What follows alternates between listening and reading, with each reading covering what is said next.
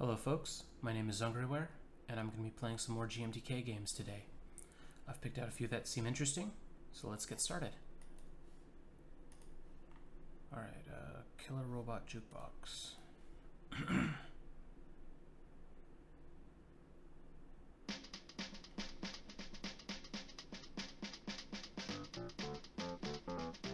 Very funky music. Nice. Cool. You made it yourself.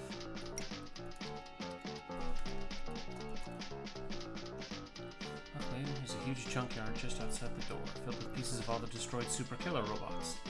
Use your vacuum to bring them one at a time to your workshop. And try what they sound like. If you don't like a sound in a loop, just put it in the trash where it belongs. Okay.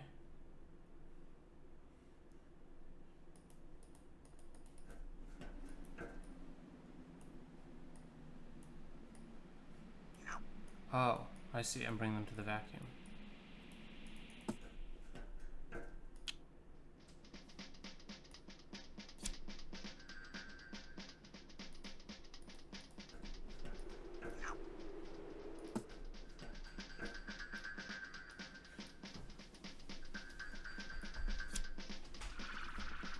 Okay, so I'm like, it's like audio synthesis?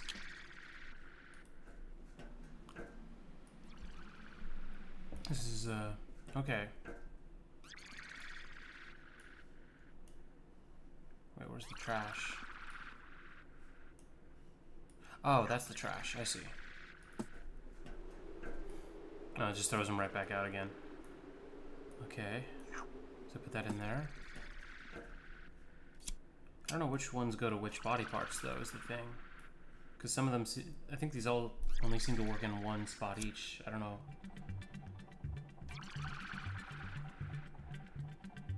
Okay.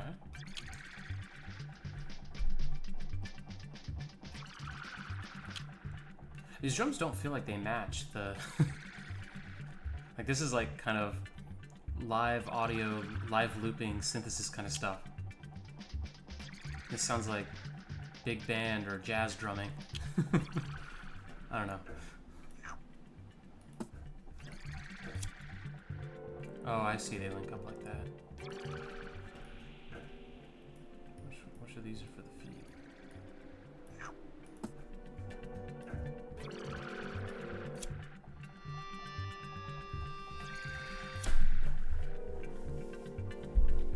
Let's get more pad in there.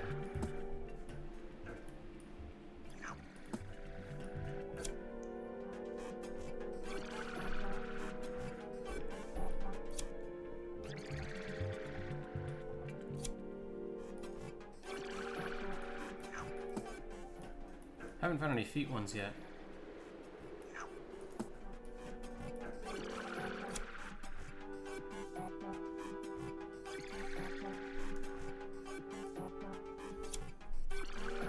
Nice thing about making it atonal and so you don't have to worry about all the different parts working together in the song. Like I've seen one other game where you like get to combine instruments together, and they basically had to write a separate part for each instrument such that they all fit together. Yeah, what are the feet ones? I haven't found any. Is that one? There we go.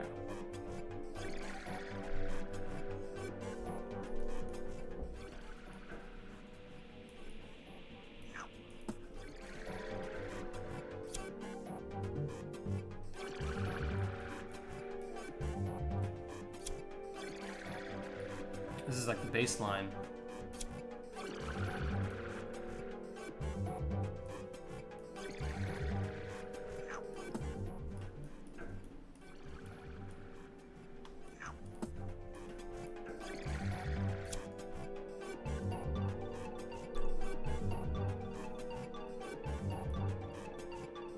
This one's pretty good. I like this combination.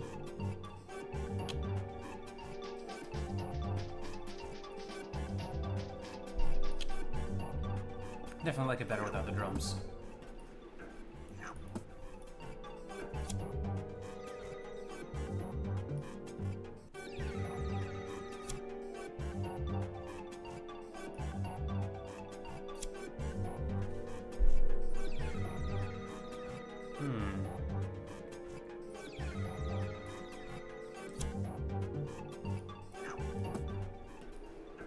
try a couple more and then.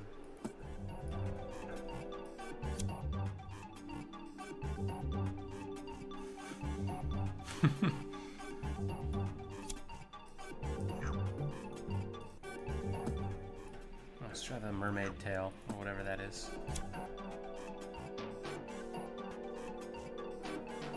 Yeah, not enough bass. Oh, there seem to be complete sets here. Because those ones are clearly meant to go together.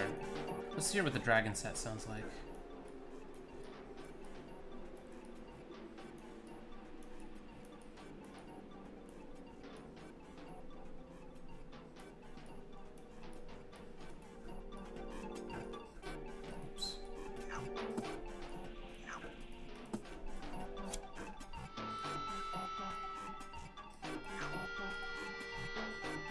I don't know what the hat is supposed to be for that one, though. Oh, maybe it doesn't have a defined hat.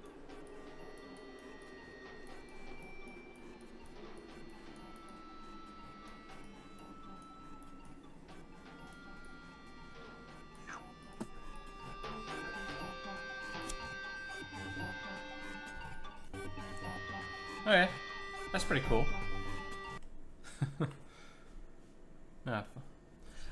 Fun little audio synthesis game with a cool little framework around it. Yeah, nice. Okay, Deja Q. What happens if you twist around the word loop? Yeah, I saw that number file video. You get pool with a twist.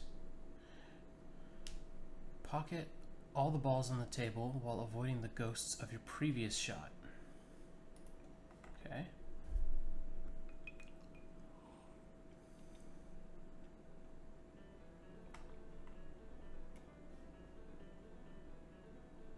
This is from like one of those music generator apps, because it has the sound of music generator. It's also very quiet. How to play. Use your mouse cursor to aim the balls into the pockets. Hold space to charge up the cue and release the shot.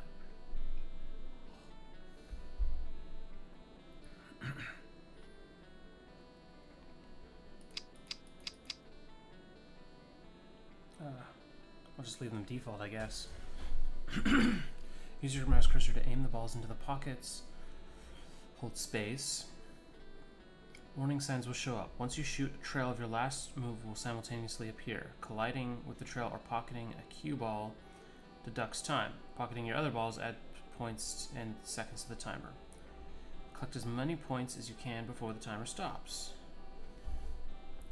You can gain extra points in time the more shots you land consecutively. Okay.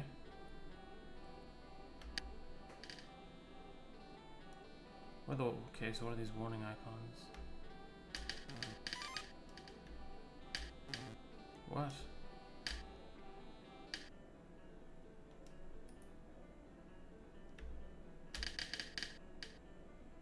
Oh shit. Oh man, I don't know what that was. I don't know what happened there. Okay. So every ball that gets hit is an exclamation point now. Do they go away? Or do they only go away after?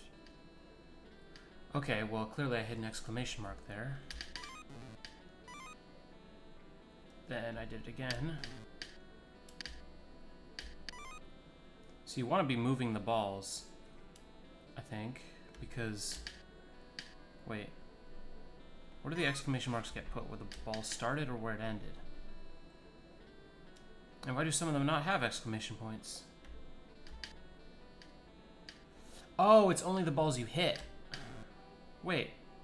No, is it?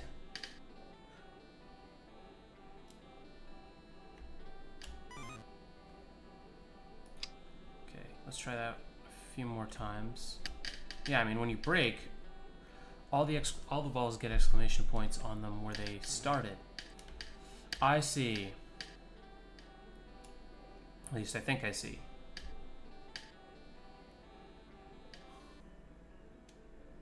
What are the ghost balls again? Those are the ghosts of your previous...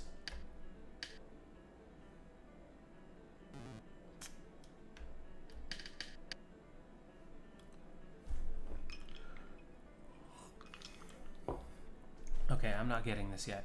Let's set the time limit to 3 minutes so I get a little more time to figure that out.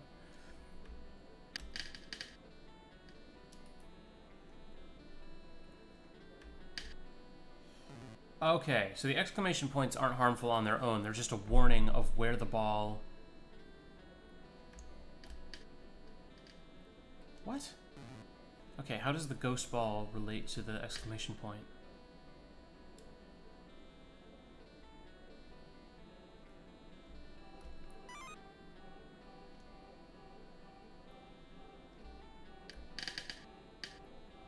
Okay, so that 10 like sort of bounced like that. I do not get what's going on here. Oh man.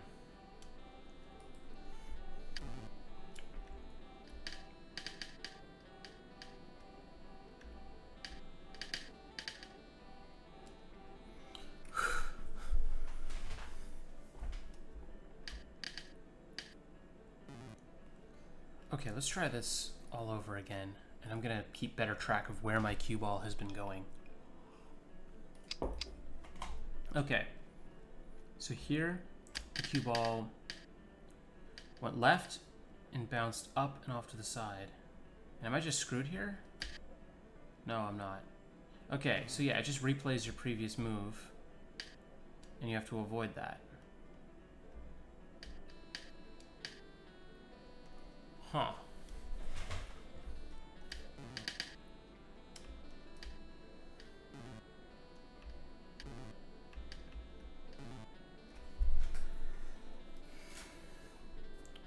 So, okay, so I go for the 6.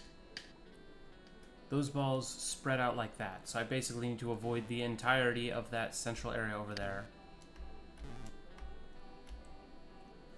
Oh, I see. I can't go the same direction a second time. That's why it has the direction arrow to tell you, hey, don't go that direction again, dummy.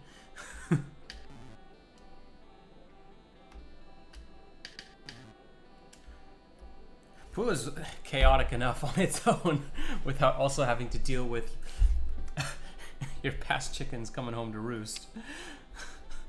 Oh, man.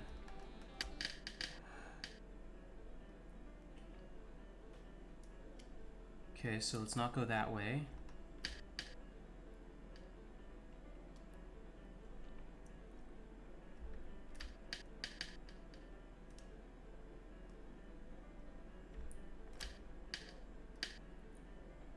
Okay, as long as I avoid the cue ball, I think I'm somewhat fine.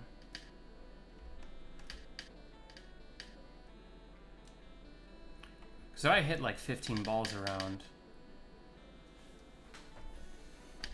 how am I supposed to know where they all went?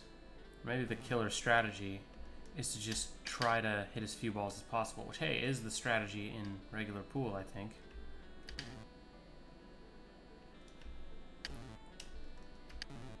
Okay, that was stupid of me. I know how this works now.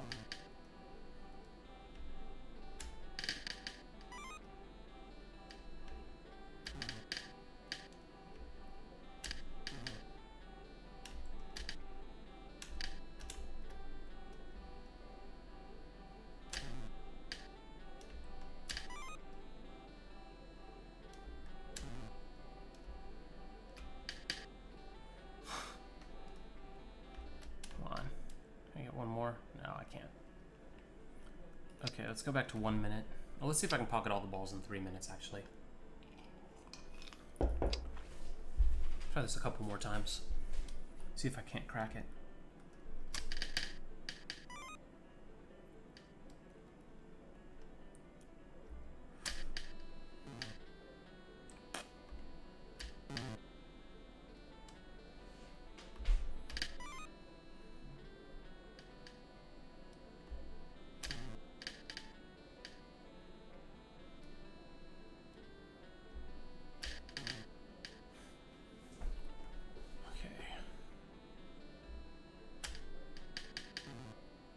See, how was I supposed to predict that was going to happen? I don't know, maybe the point is that you kind of don't, but...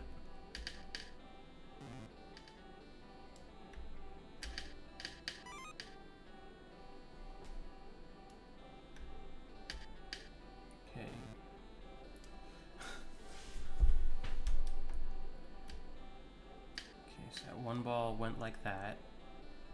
So maybe we want to stay out of that region. Okay, so a bunch of crap happened around here, so let's avoid that. The problem is now the billiard is there. So let's do that. Okay. Best laid plans of mice and men.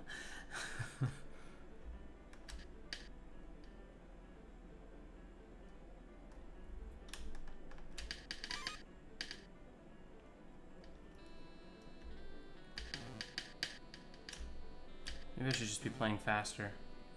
Alright. Okay, well, Deathless. Bouncier. Let's try double. I want to see what double is. Oh, what the fuck? That's interesting.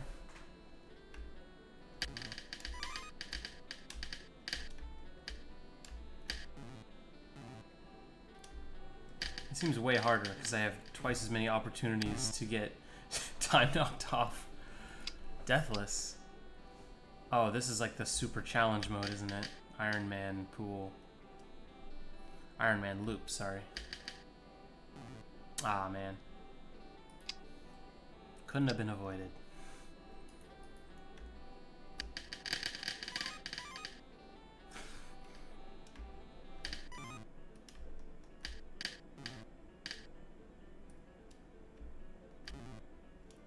Okay, so like what's the angle difference I need to have? Huh. Well, I think that's a game over. The game didn't seem to detect. Oh, hey! No, I can still make it. It's just a little 500 miles away. It's still good. It's still good.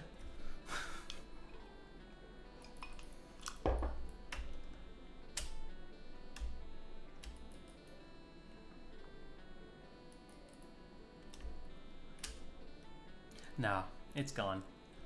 Alright. Well, that was fun. I had a little bit of trouble keeping it in my head, in large part because I'm not that great of a pool player to begin with. Having to deal with temporal clones in pool might just be a step too far for me.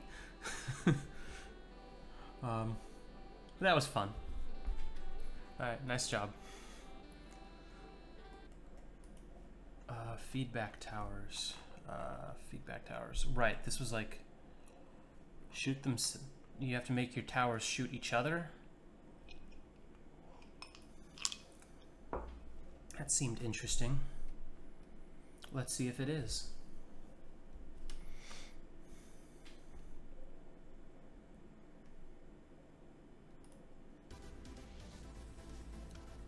Oh, we're just being dropped right into it. Oh, it's click and drag.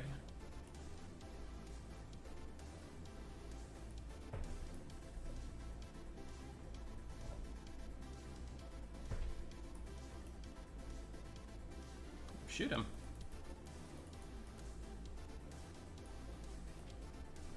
That is an enemy, right?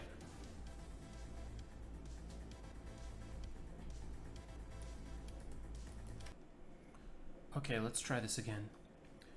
Controls use the mouse, left click, right click to set aim targets. I see. So that they don't do anything until I've done that, I assume. I don't know why there's a random... Oh. Oh, that's how you get them to shoot each other.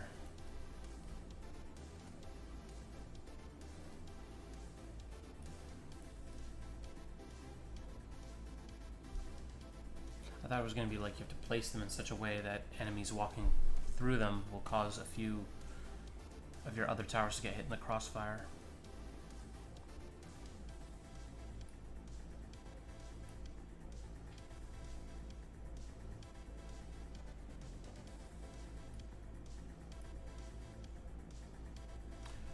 Is anything going to happen?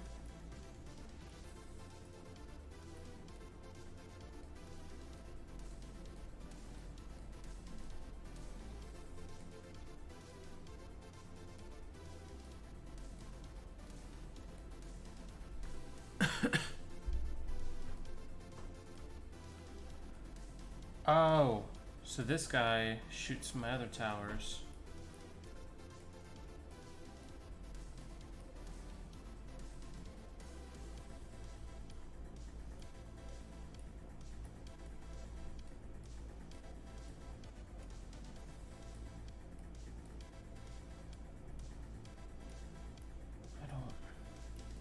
What's going on?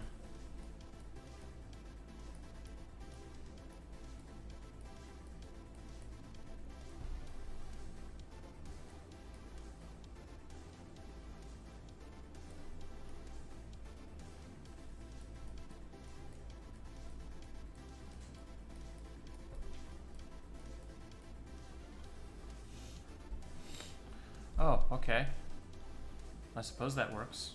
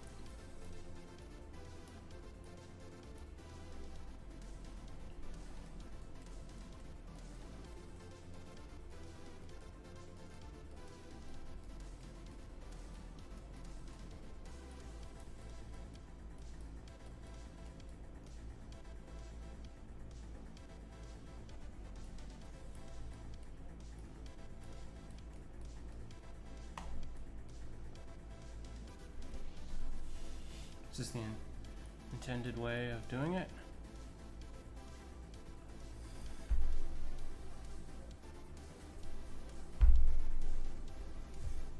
I've got a loop now. Got a impenetrable lattice of bullets flying through the air.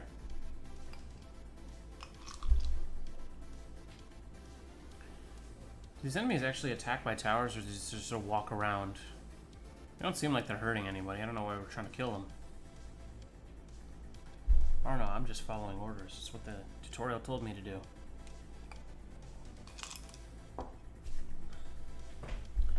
Okay, well I think this is it.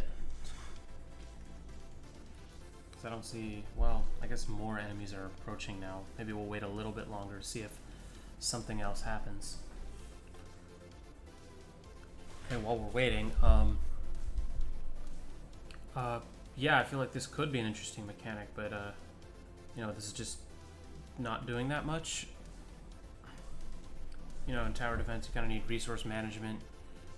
It's about strategically placing the towers, but here there are so many towers I was given, and I don't even really know what the threat is.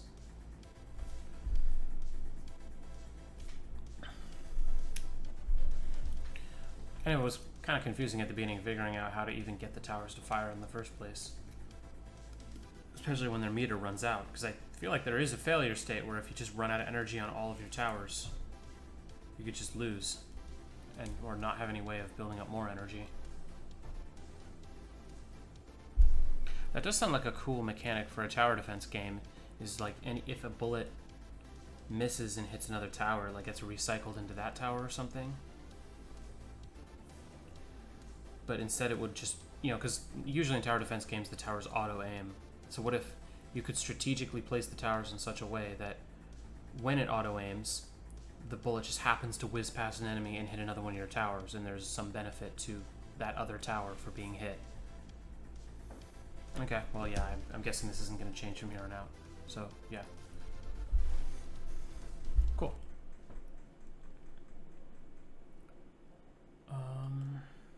Loop roll.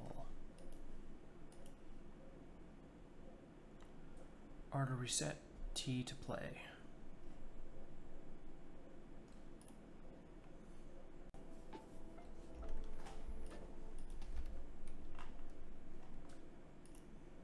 Okay. Loop roll.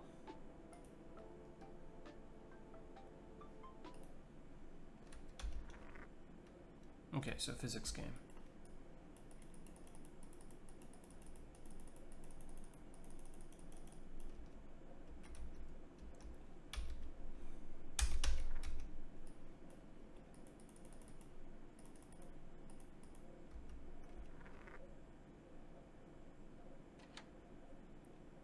Oh. Oh, okay. So it's like that whole sequence of actions thing. Set up a series of actions and then they happen. Whoa. Lagged out for a little bit. Okay, so. Okay, so that one wants to be green.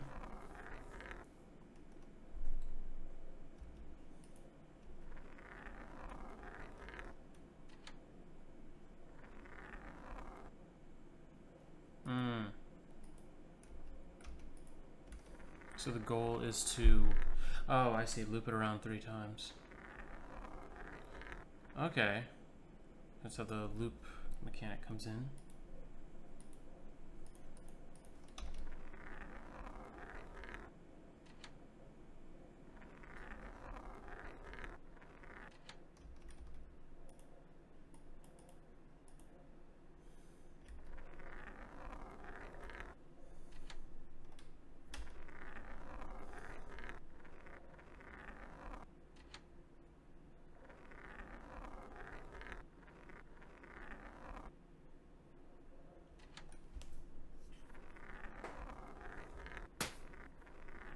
Neat.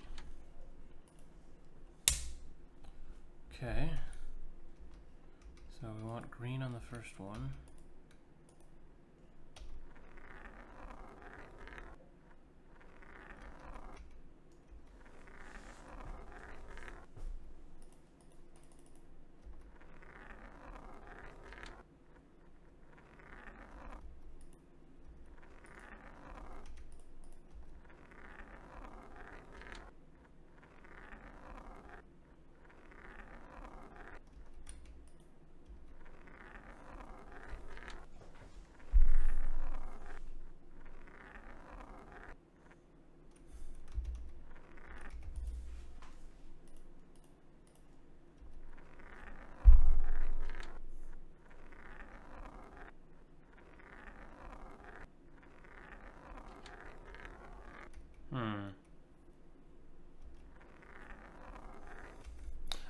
Oh, maybe this one's blue.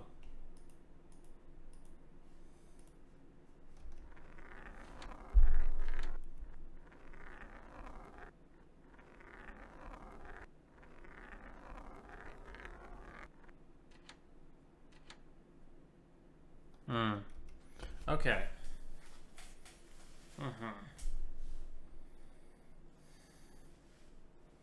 So the first one needs to be green. Oh, no, not necessarily.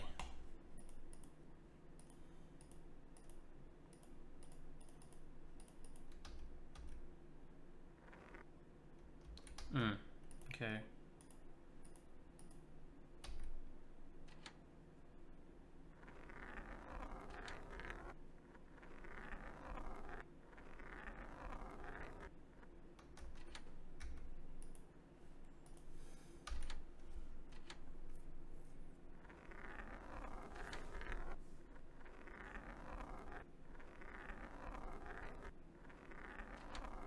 No. Doesn't really solve the problem. Oh, wait. It kind of does.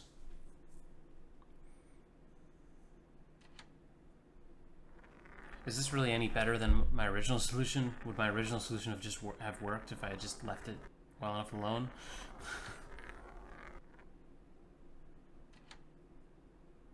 I'm curious about that now.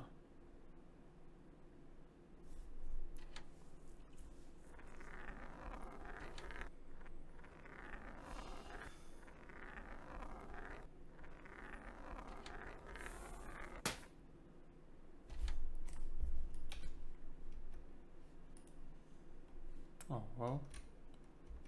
Oh, okay.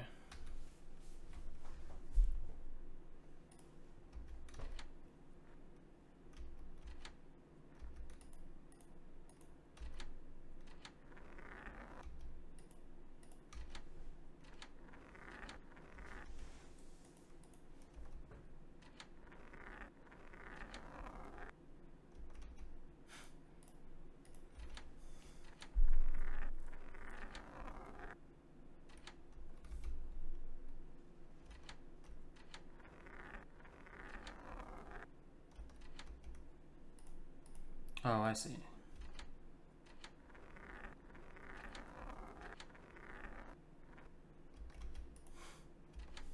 Okay.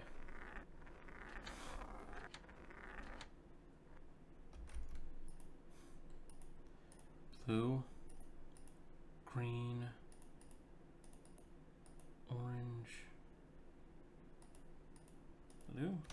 Just do it again.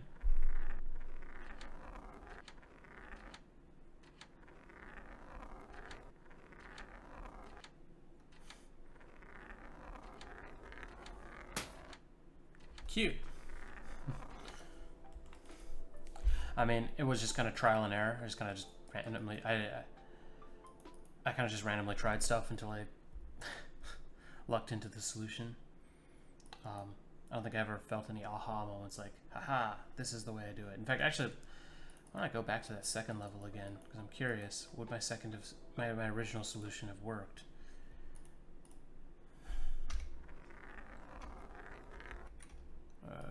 That's orange. I think that's orange.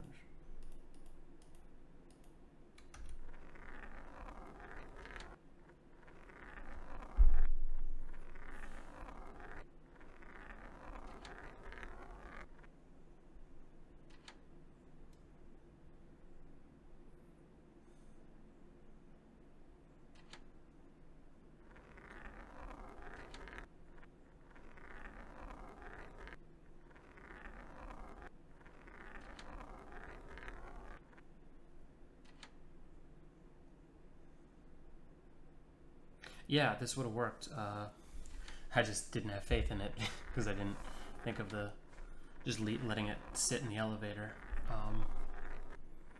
Yeah, I don't know. I guess I just kind of lucked into all the solutions. I never really predicted in advance what was going to happen. But it was fun seeing the marble roll around. Yeah, I did like the implementation of like having them all be separate little contraptions, but I don't know. Yeah, it was fun. Nice job.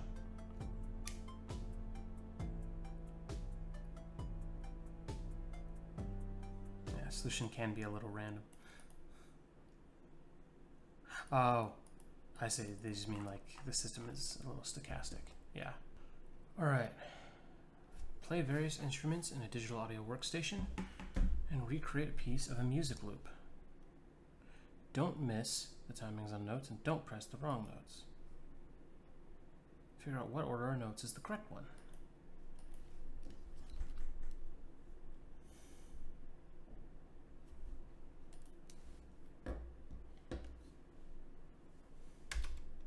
Objective is to recreate a music loop. Press any button on the left. Those buttons make the same sounds as these platforms. As an instrument, your job is to play the right notes at the right moment. Press play or E.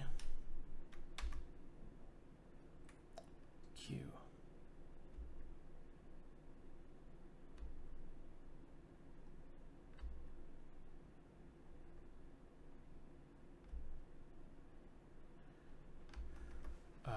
Okay.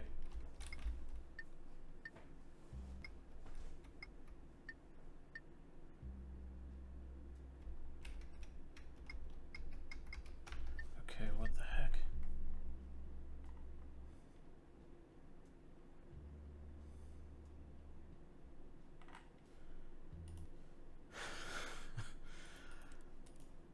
Tutorial.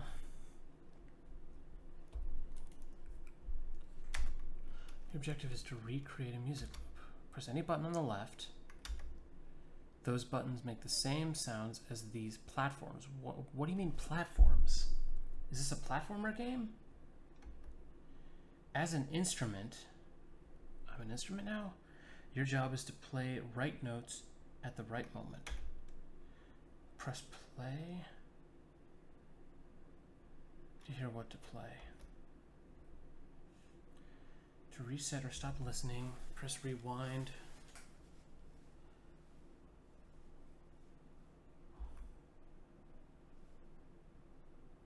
As an instrument. What do you mean as an instrument?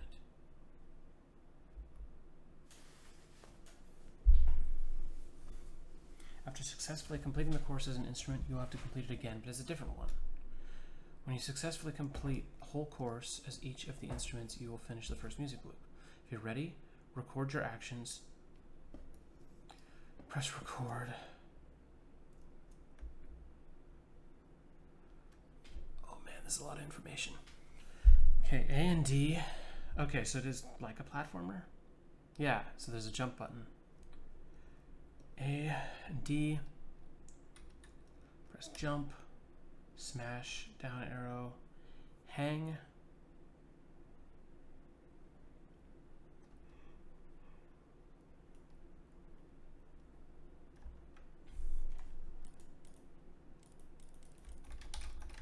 How do I close this dialogue? It doesn't seem to work. Oh, I press enter. You have an X there, but it doesn't actually do anything.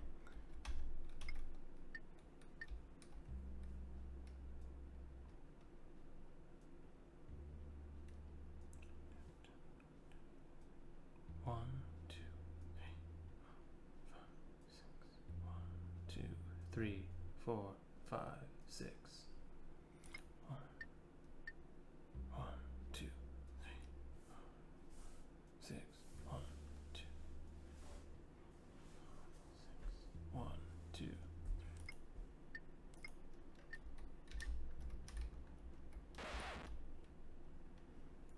That was very loud.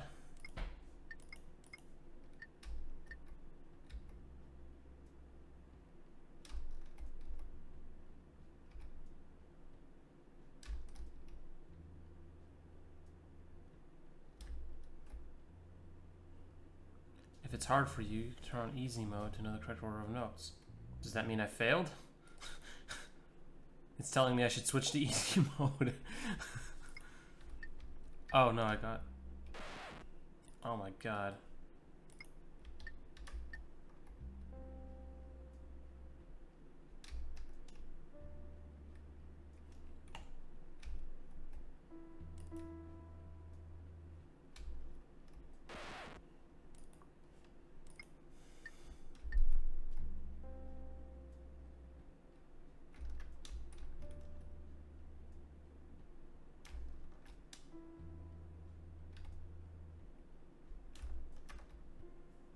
Okay.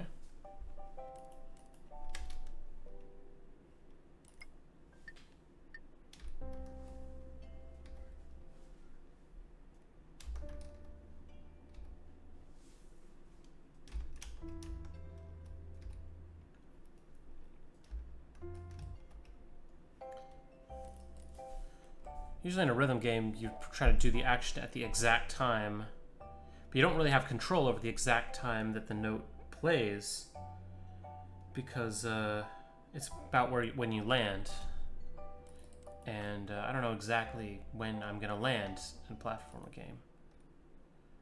Okay.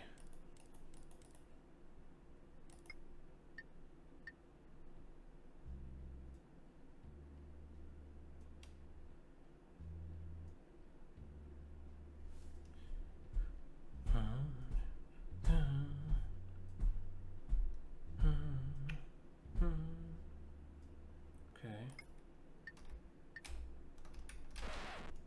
That was an error? Okay, that sound effect is way too fucking loud. What?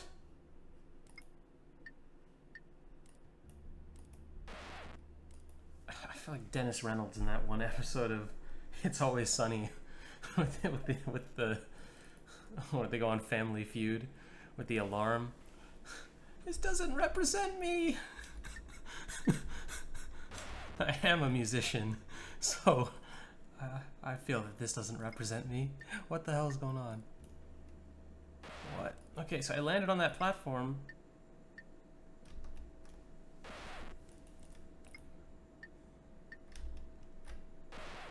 What? I landed on it at pretty much the exact time. Oh!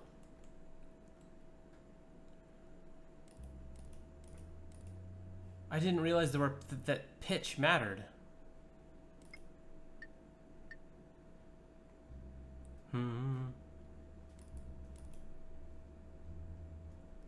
First, second, third.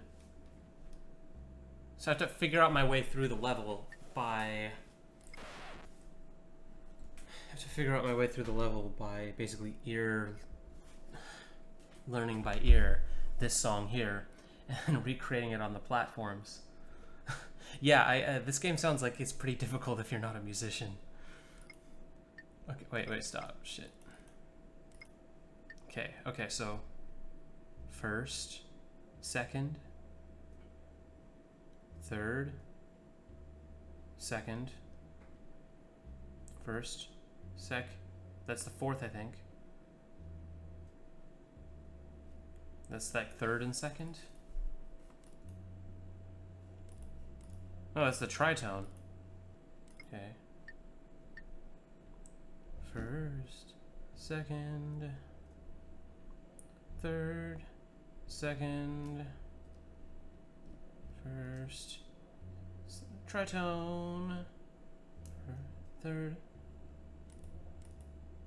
second. Okay, so boom, boom, boom, boom, boom.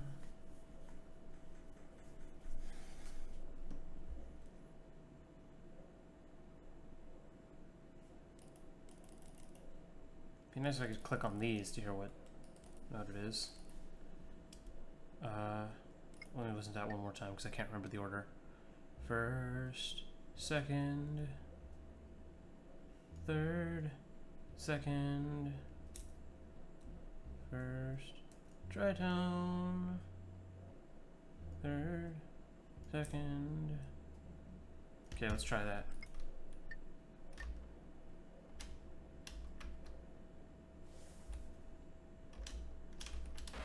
I can't get up there. Okay. First, second, third, second. But how am I going to get up to the first?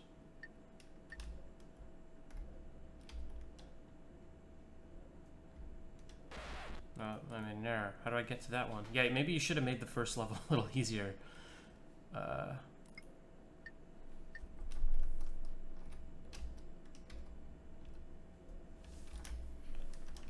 can't get up there. How the hell am I supposed to get to it? Oh, am I supposed to jump to that one? Yeah, for the first level, you should have made it so that pretty much any block you go to has access to the next one. Like this is like level 3 at least difficulty. Because that tutorial barely even counts as level 1. That's like level 0. Oh shit, I did it wrong.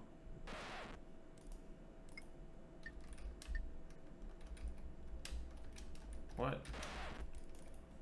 Okay, how does this fucking wall hang ability? I can't even test out the mechanic. I can't test out the movement mechanics because if I do one thing that isn't slightly that's slightly wrong, I get a loud sound effect and booted back out of it. So I don't even know how the wall hang mechanic works.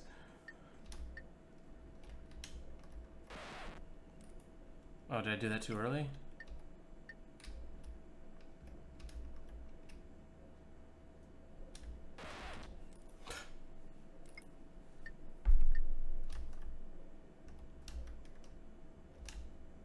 No, I fucked it. Problem is I can't turn down the volumes to reduce the sound of this loud ass error sound because then I can't hear the song.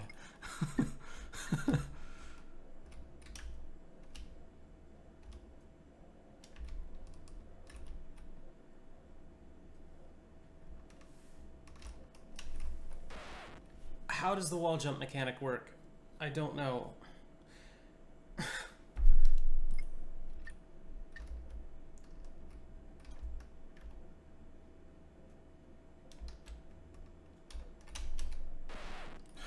Also doesn't help that you did the song in 6/8 or 3/4, whichever one it is, which is a non-standard time signature for all the levels. Damn it.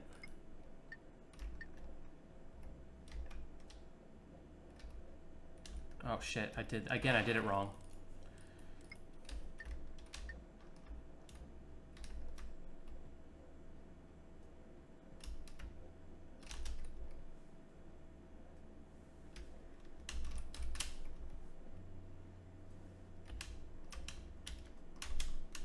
Okay, I beat it on bass.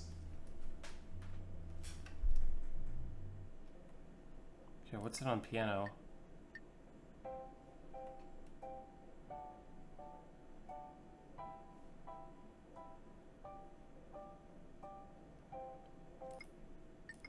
Okay, I'm good at single notes.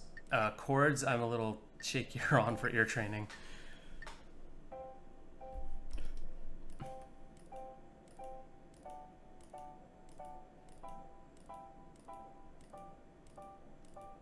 Oh, I see. It's like the dominant fifth, isn't it? And that's why it has that's why it was the tritone on the bass.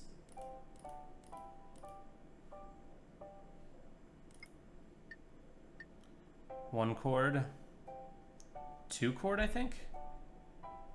Three chord, dominant seventh.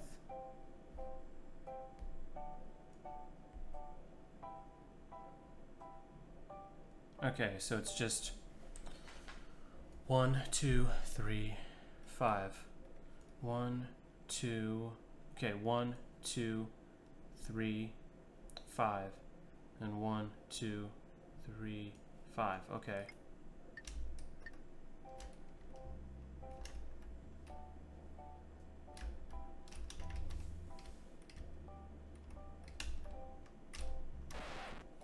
Too fast.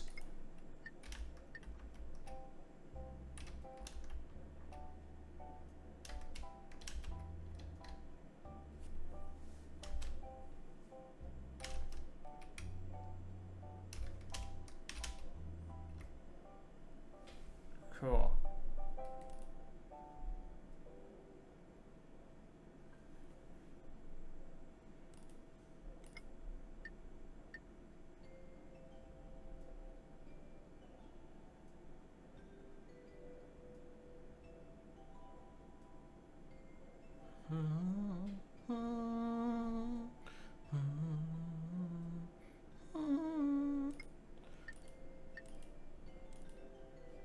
Wait, hold on.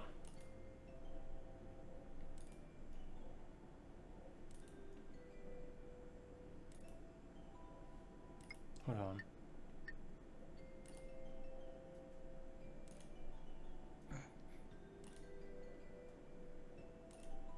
It's the same sequence.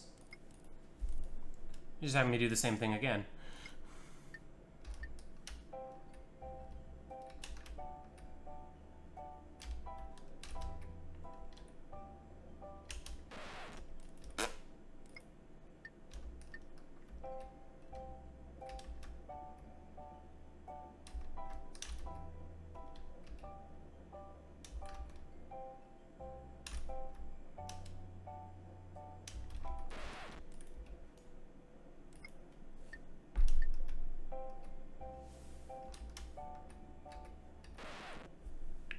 What did I do wrong?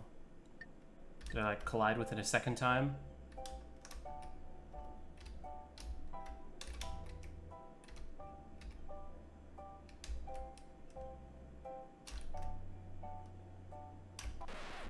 What, was that too soon? Oh, maybe it's a different sequence the second time around.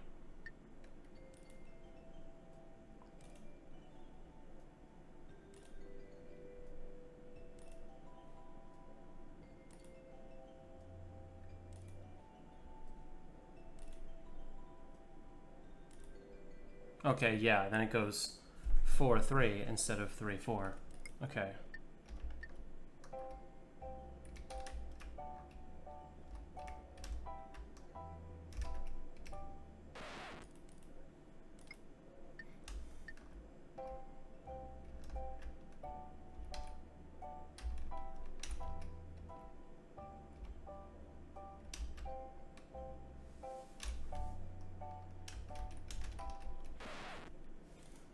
These wall jump mechanics, I'm not liking them very much. I find them very inconsistent and they don't seem to do what I want them to do. I can't really explain why, because I don't have time to pause and think about and ponder how the wall jump mechanics work, because then I have to undo 15 seconds of gameplay if I fail. One wrong move.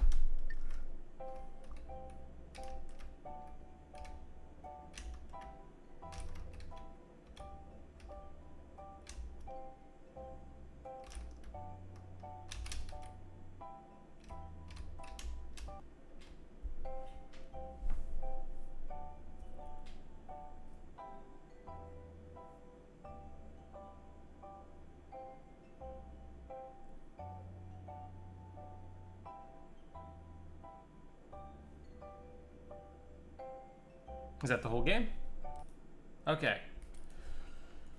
Alright, so, yeah, I'm curious how well someone who doesn't have a small amount of ear training ability would do at this.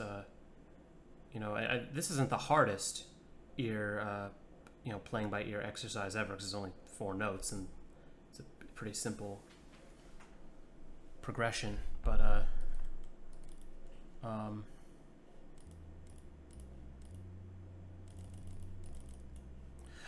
yeah, I feel like some of the satisfaction of a rhythm game is taken out when your hits are inevitably never gonna land exactly on the note. With a rhythm game, it's press the button when the note comes by. This, it's press the button precisely X amount of time before it comes by, also taking into account distance and height and how floaty your jump is in this particular game, and you're never gonna land on it exactly. I mean, you had enough of a safety region, like, you know, you don't have to be exact in this game, which is good. If you had to be pinpoint perfect, this game would be impossible. But it also means that the game isn't super satisfying. You know, your hits never actually land when they're supposed to land. And yeah, I mean, all my confusions with how the game worked, I think you probably saw in the playtest. But interesting. I wonder if there's too much going on, just like platforming. I mean, I guess it's kind of a two-phase thing. It's like the first phase is figure out your route through the level, and the second phase is execute it. If it had nicer platforming mechanics, I'd probably like it more. If there was, I mean, I feel like problem 1 to solve if you want to continue working on this and improving this is figure out how to set up the platforming mechanics in such a way that you can. Oh, wait a second! I totally forgot about the ground pound ability. Hold on.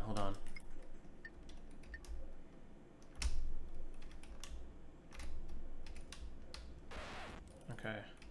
Yeah, and reduce the sound of the...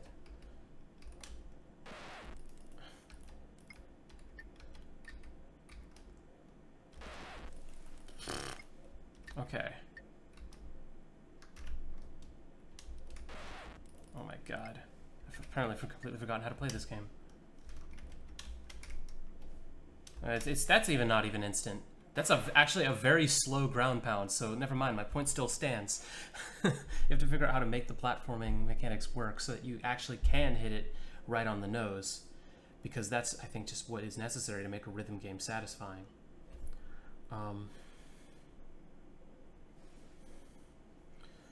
It'd be nice if you could have clicked on these instruments to hear the notes so you don't have to slowly listen to the whole thing over again. I understand not having the symbols copied down here so you can have to do it by ear. I figure that's the point. And having a play function is nice, but being able to click on them individually I don't think would take anything away from the game. And in fact, it would be really nice just to remember how it goes. Yeah, I think that's all I have to say about this. Interesting concept. Just a bit confusing at the beginning, and I feel a bit problematic in the combination of mechanics, but intriguing nonetheless. Good job. Alright. Next is Subject Infinite. Top-down puzzle adventure game where you test mechanisms. I love testing mechanisms. This top-down puzzle game. Your goal is to test mechanisms for a group of scientists, solve puzzles, and dodge enemies to fix the wires and discover more inside the factory. If you're lucky, you might get the chance to escape. Okay.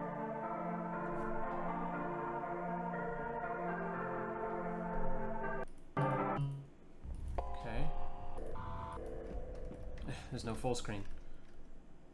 I'll just leave it like this. No, I'll do this. Let's see if they remember the ropes. WASD. Okay, so that's not good. Oh, yeah.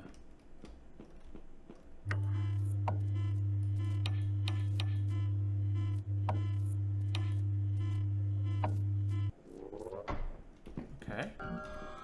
I tested a mechanism. You're here to test our new technology. You must fix the wires as well. Sounds like I'm making the technology as well.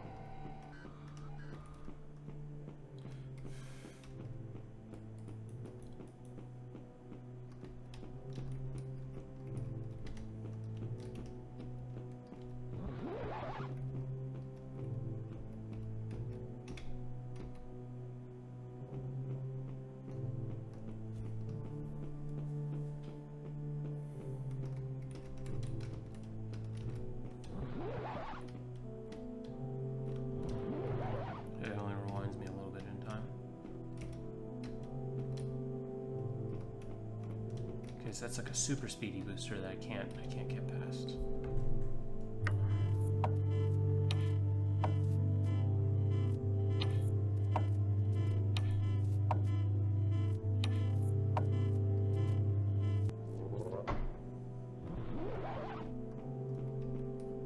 What? Why am I here now?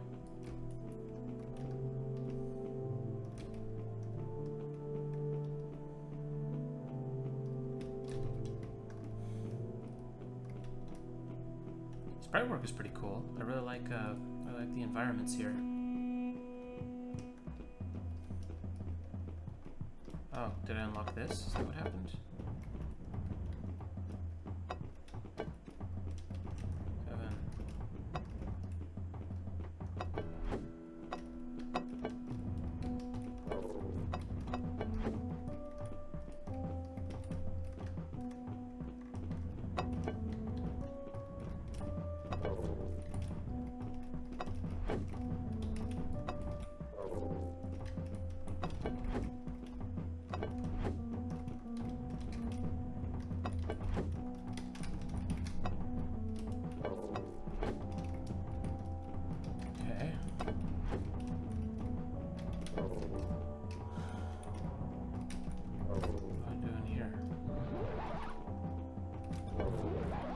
What does that rotating arrow mean? That twisty arrow.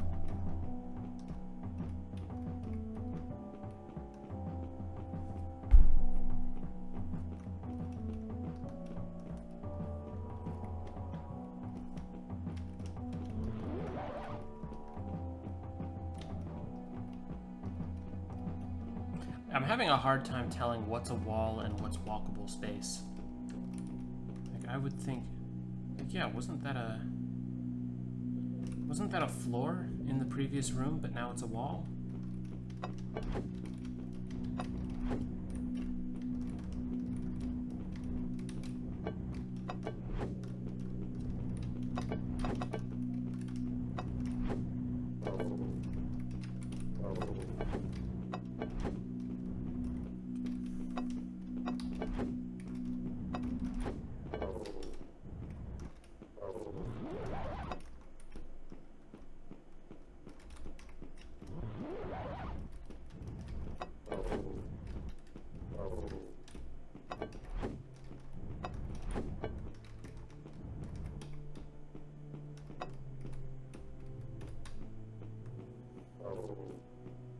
I'm guessing it's going to be too time consuming if I have to do it the other way. Oh yeah. Cool. Did it.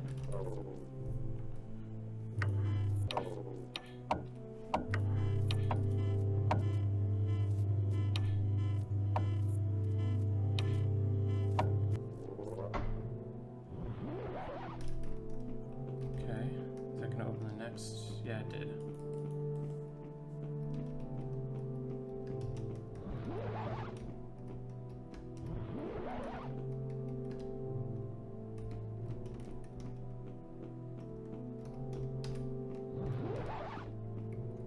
All the way back up here every time I fail.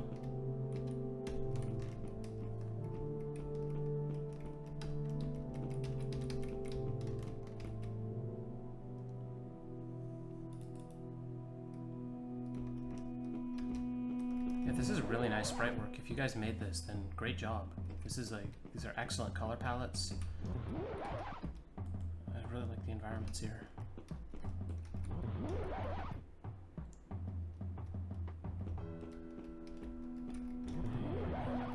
So my hitbox seems to just be the bottom half of my body.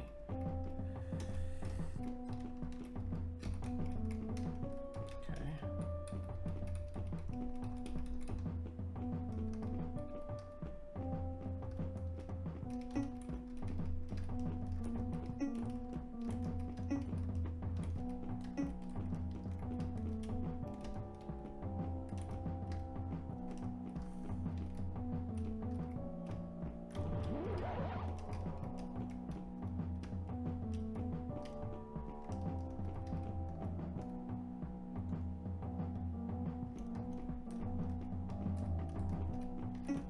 Oh. It was 3-2. Oh, okay, cool. I can reset it. Nice.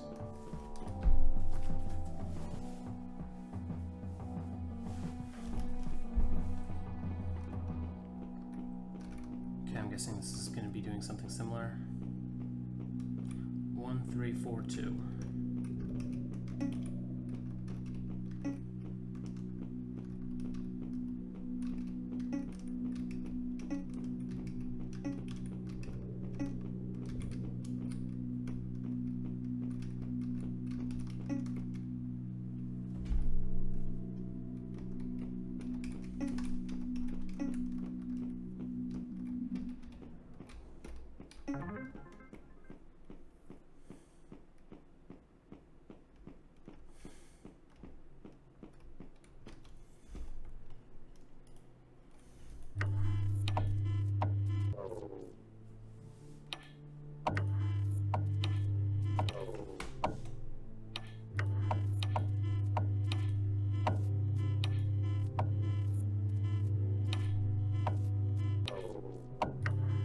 Changing speed.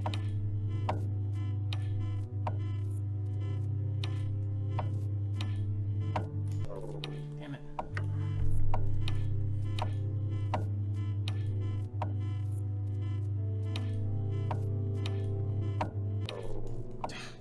Fucking that one up.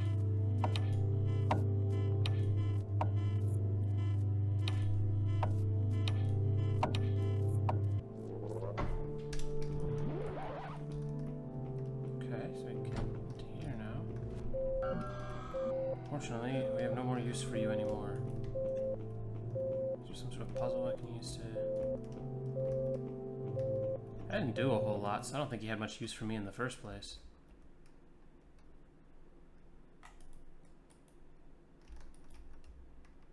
What now?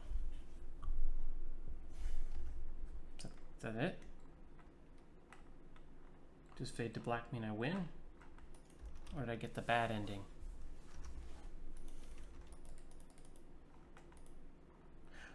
Okay, well, I'll assume that's it.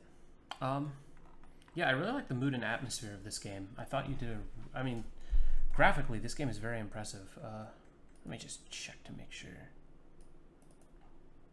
Yeah, I was checking to make sure. Yeah, we used this sprite pack. We didn't do a single bit of art ourselves. I always hate praising a game for its art and then finding out they didn't do any of it. No, this sprite work is really beautiful. I really like the damaging walls and stuff looks really unique, and it's still somehow obvious that it's damaging, even though I don't even know what it is about it that makes it look dangerous. Yeah, really nice atmosphere. The loop puzzle was simple, but it served as a nice pace breaker from the main mechanic. This game was very simple, but it all kind of clicked together and worked. Nice job.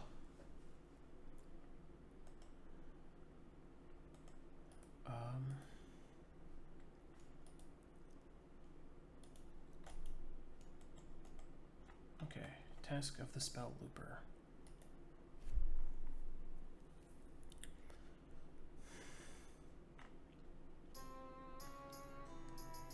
Recommend playing in full screen. Locks subwoofer spell.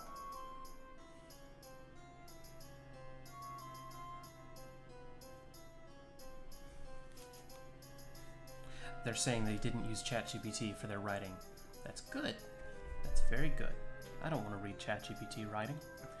Okay, we recommend playing in full screen.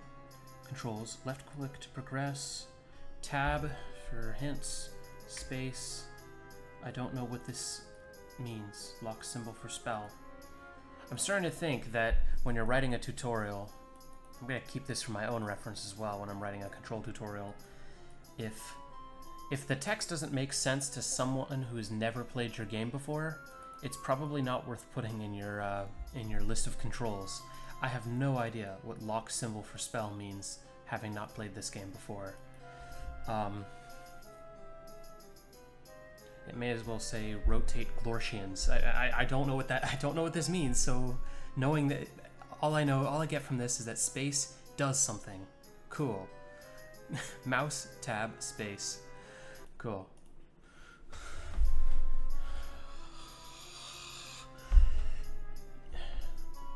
Getting the feeling we're going to see this lesson repeated a few more times here. Tasks of the Spell Looper. You are a newly minted Spell Looper. Your master leaving you control while away. I don't know why he'd leave me in control. I don't know anything. Listen to client requests and solve their problems. But watch out for unintended side effects. Spells are created by combining an effect, a target, and an aspect. The luck rune can be used to bless the target with good luck.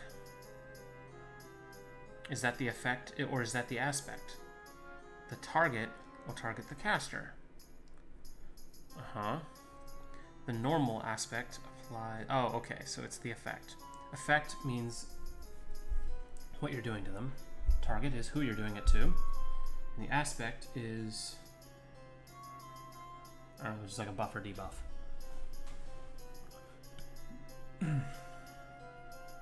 Up to 5 spells can be created in a request, and not all of them will help solve the problem. After listening to the request to create a spell, press the cast button in the center of the spell loop to begin. When the effect lens lines up with your rune, press space or click the left mouse button to lock in the spell. Locking in a rune makes it unable to be used again until the rune opposite in the loop is used. Okay. When the spell is finished, press N to provide the spell to the client anytime. I'm just going to play and see what happens, and then anything I'm confused about, I'll come back here. Make a spell. Let's make a spell that brings me luck on my journey. Since I'm the caster and want it to affect myself, you want to set luck as the effect. Okay, so it's just telling me what to do. And self as the target. Oh, self in regards to the person casting the spell, not the person making it. You can use the normal or powerful aspect depending on how you are feeling. That's nice. Don't forget the order goes from effect, target, aspect. It's a good thing my customer is telling me how to do my job. Oh, I see. This is the rune wheel. How do I rotate this? Just tab it in time to feel.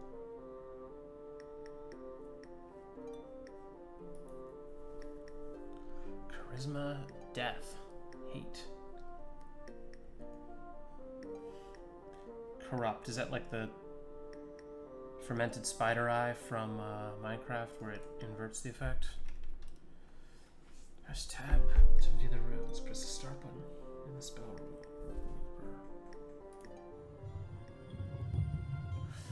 Oh shit.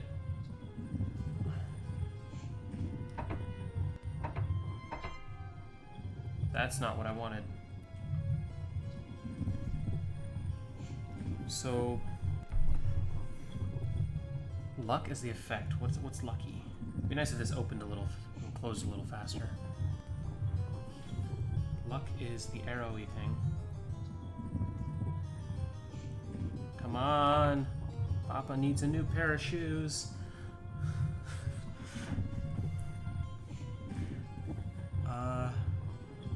So luck is the effect, self is the target.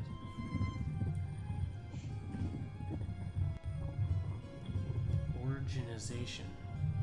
That's not how you spell organization if that's what you were trying to spell. Self is the circular one. And aspects. Is it powerful or weak? So let's do weak. Save us some money here. What? Normal or powerful? Okay, I misread that. Misremembered. What? I pressed space, didn't I?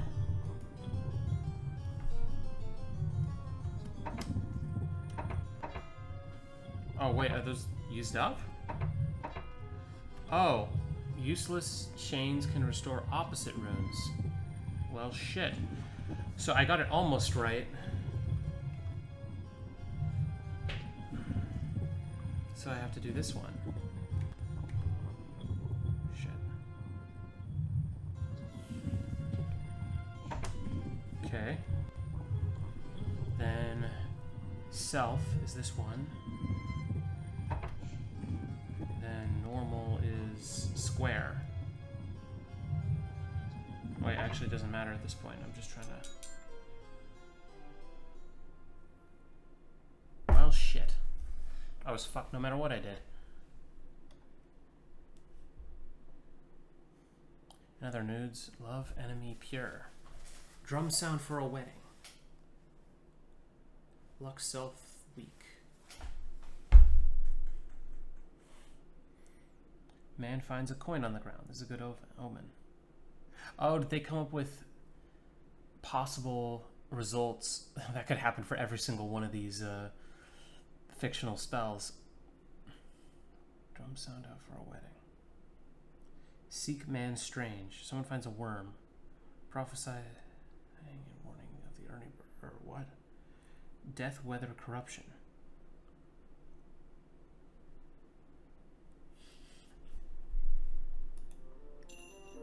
Okay.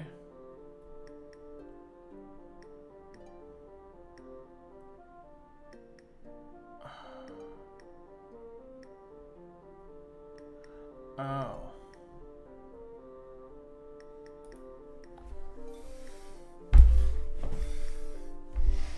Right. Okay, yeah, I did notice that.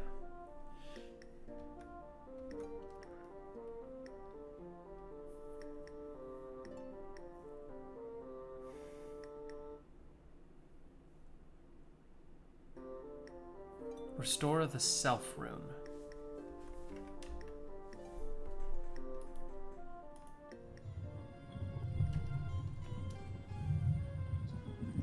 The self rune is restored, is it not? Oh no, I see. Wait, but it is restored. What?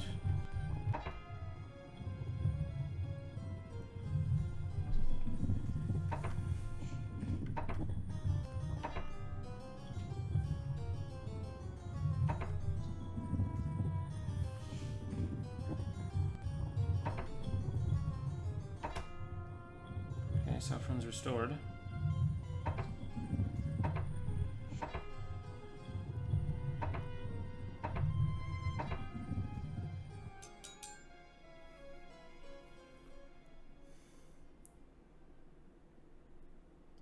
Oh shit, I burned it back out again.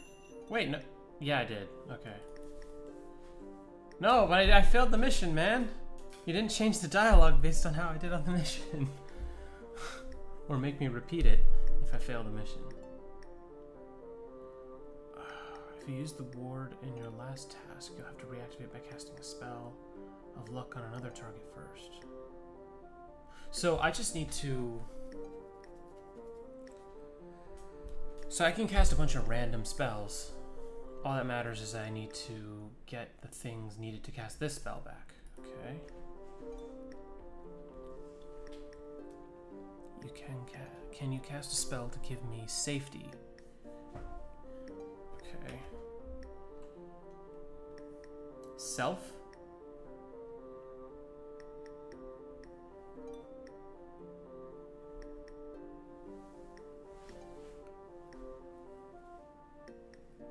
Ward on self. And let's do powerful. So, ricochet, circle, thee.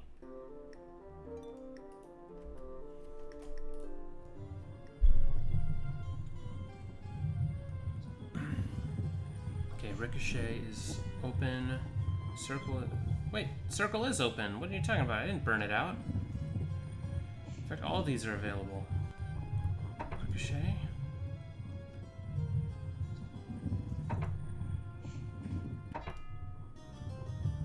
Did I do it right?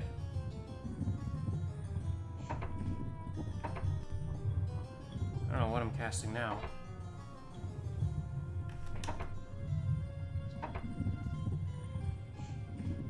I'm just trying to refresh runes, I guess.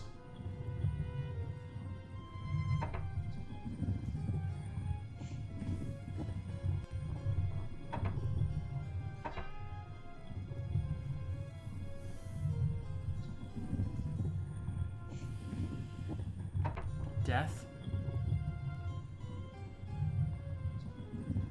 Yeah, I probably don't want to... What do I want to do? Death on the weather.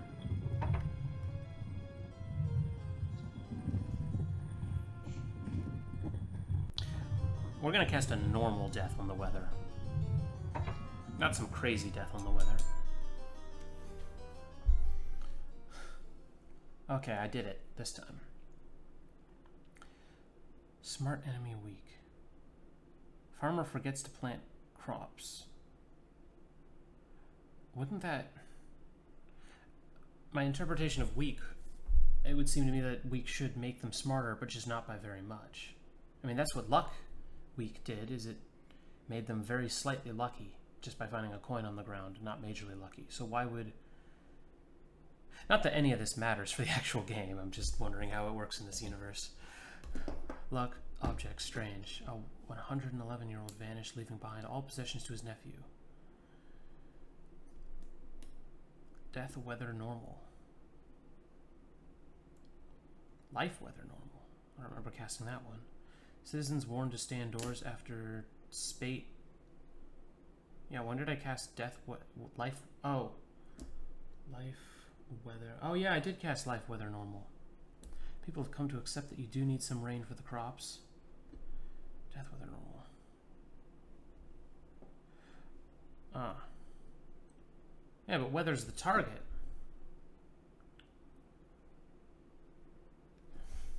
If weather is the target, shouldn't the weather be the thing that's getting killed? Not the thing doing the killing. Oh, I lost karma.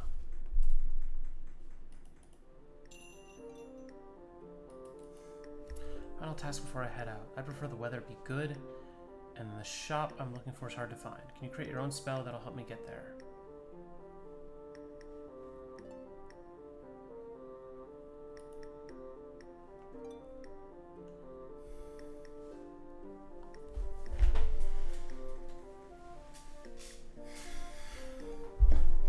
Okay. So...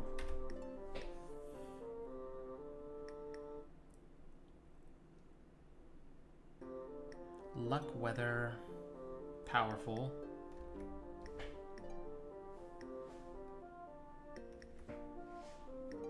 It's a good thing they put the task on the left side as well. That was a good choice.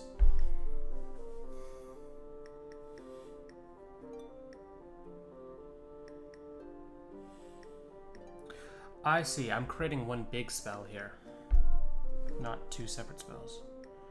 Find the shop.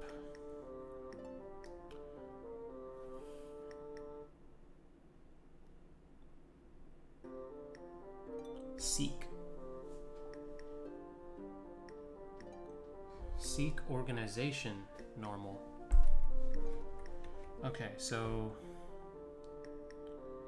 we want talisman, other talisman, square box.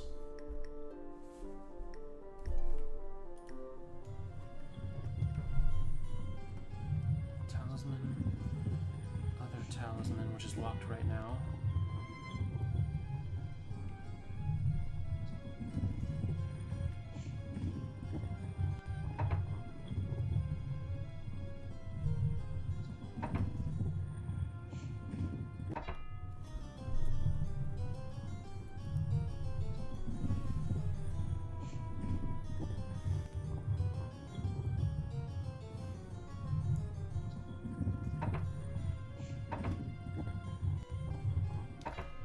Don't worry too much about any side effects for now. Yeah, I wasn't.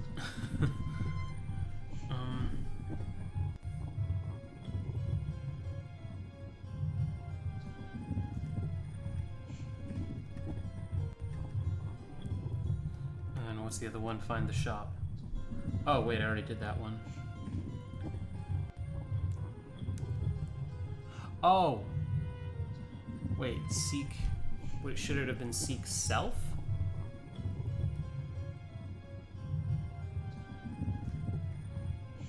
Seek... self... Yeah, I'm not sure now.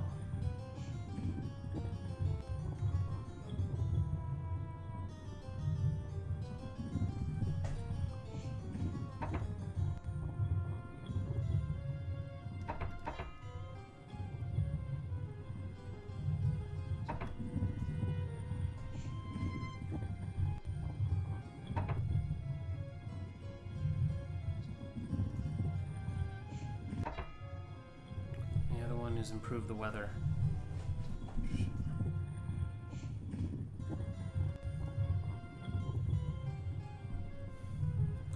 Love or luck? So the curly ones,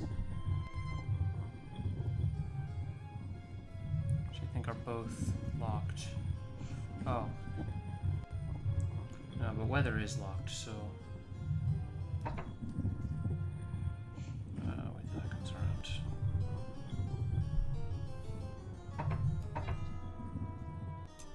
Oh, I thought I had one more. I thought I had 6. Well, shit. I seem to only ever get A's or D's.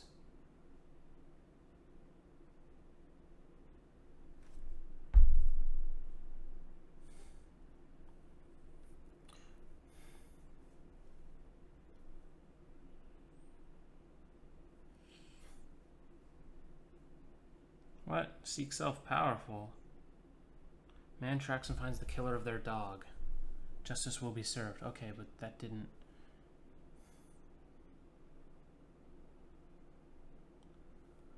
That didn't help him find the shop.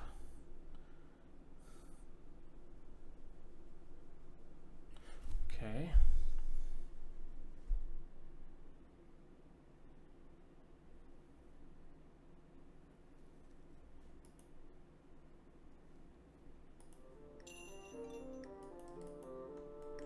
Dog is very sick. I think I'll play one more day and call it good. Because, man, it's just... It's time consuming. I still don't understand this association between symbols and what they actually do. And I think you got all these mystical symbols, and I either have to memorize them, not likely, or open the tab menu every single time, probably 3 times in a row for every single spell I want to cast, which is pretty clunky.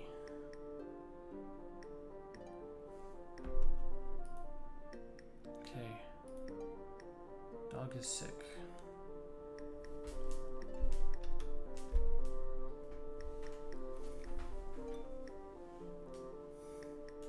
Ward.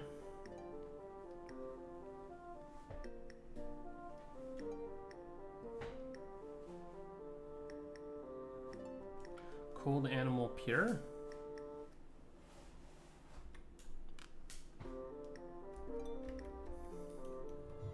Okay, so that's line, bendy line, hump thing, and teardrop.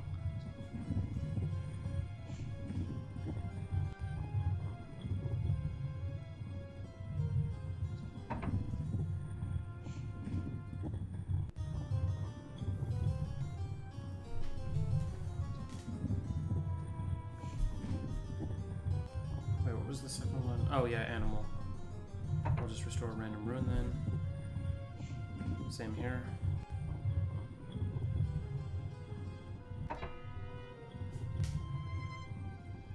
Yeah, it just means every time I cast a spell, I just have to align it up on the right side and then align it up on the left side. I guess there could be some sort of bit of a puzzle where you have to try and avoid bad effects, and I think that's what you're going for. But there's just so much stuff going on in this game that I can't really keep track of it all. It's being thrown at me all in the beginning. Again, I don't know what all these symbols do, and very few of them seem to visually represent the thing that they're actually going to do. It would have been nice if some of these symbols were a little more pictographic. Because, yeah, death, sure, you have a skull, but luck, I don't know why that little line with a squiggly on the end and other 2 more lines attached on the other end, what means luck? Then again, I don't know how you would represent luck, but I don't know. Feels like too much information for me to learn all at once, for me to really be... Because I do feel like this could be a cool thing where you have to, like, navigate your way through a bunch of selections and try to avoid negative side effects while you're doing it. Because that seems to be the cool complementary mechanic to the whole resetting the runes, is every time you reset the runes, you got to make sure that in resetting your runes, you're not accidentally, I don't know, causing a fire across town, or summoning the wrath of a vengeful god or something. But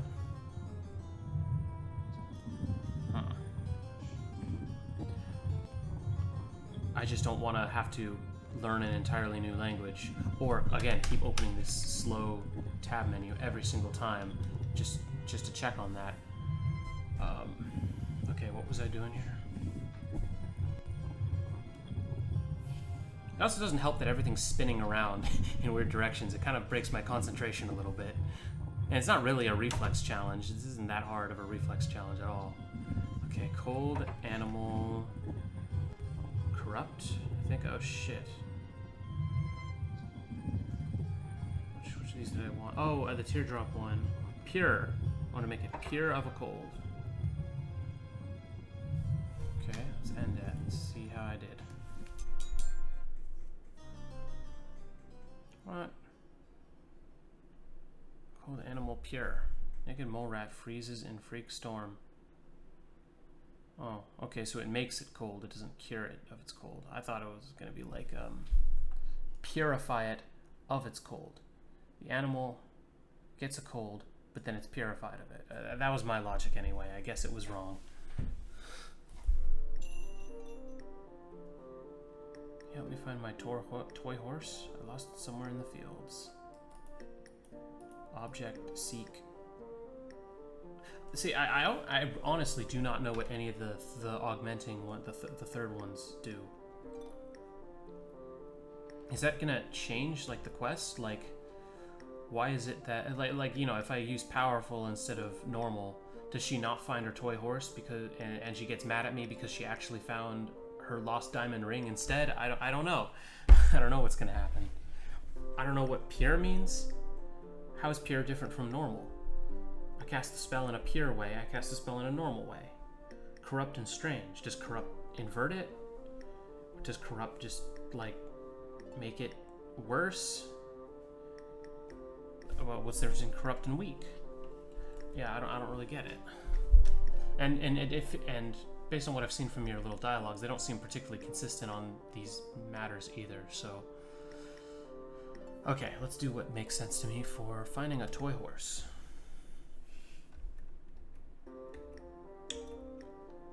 Find... Okay, seek, so we need the diamond talisman. Object, which is the circle in the box. That one's pretty pictographic.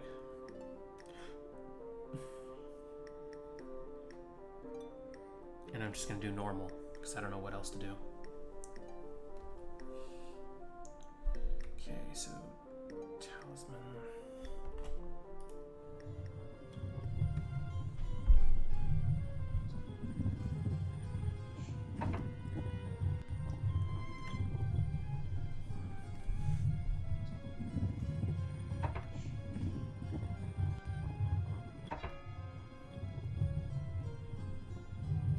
Seek. Oh, object. Oh, I guess I'll just do powerful then. Because I didn't... Oh, I see. In resetting strange, I ended up burning out normal. That was a mistake.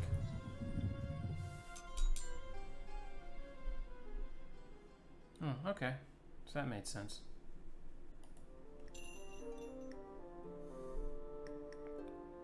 Again, it's my house, I promise. Okay, what am I looking here?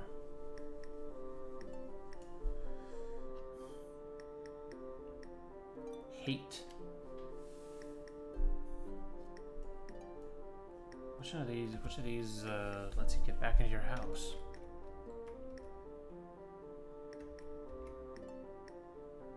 Help the man enter his house. The quotation marks makes me think that this isn't his house.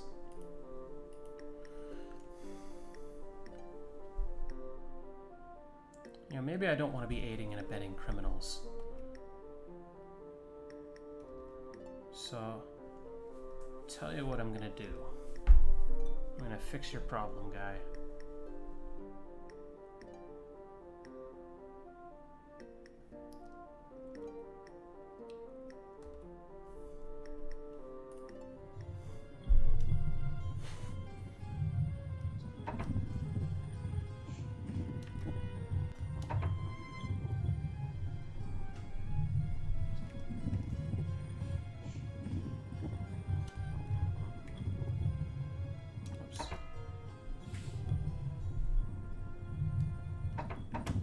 Whoops, what did that one do? Oh, I think that works as well.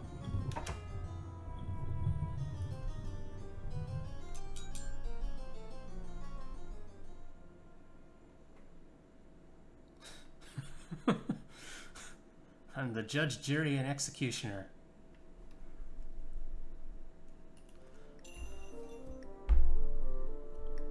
I'm gonna go gambling and win big. Please help me get back home without getting roughed up.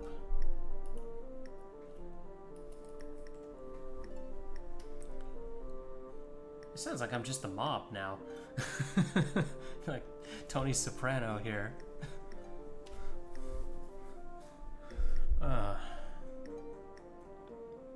Everyone comes to you with their problems, usually involving getting roughed up or someone else getting roughed up. Okay, so what is this? Ward. So it's the ricochet. Yeah, just ward self-powerful.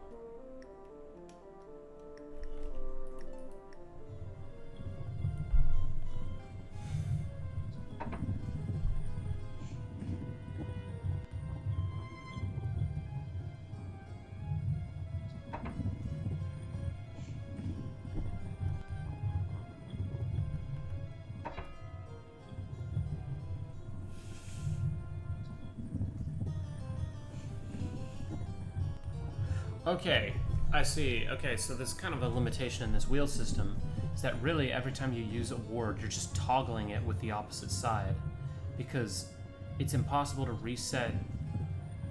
It's impossible to reset a rune without using up the other side, and it's impossible to use up one side without resetting the other side.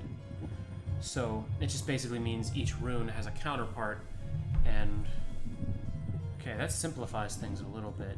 But I also can't be asked to memorize which rune pairs with which. Okay, what was I gonna do? Right. Ricochet.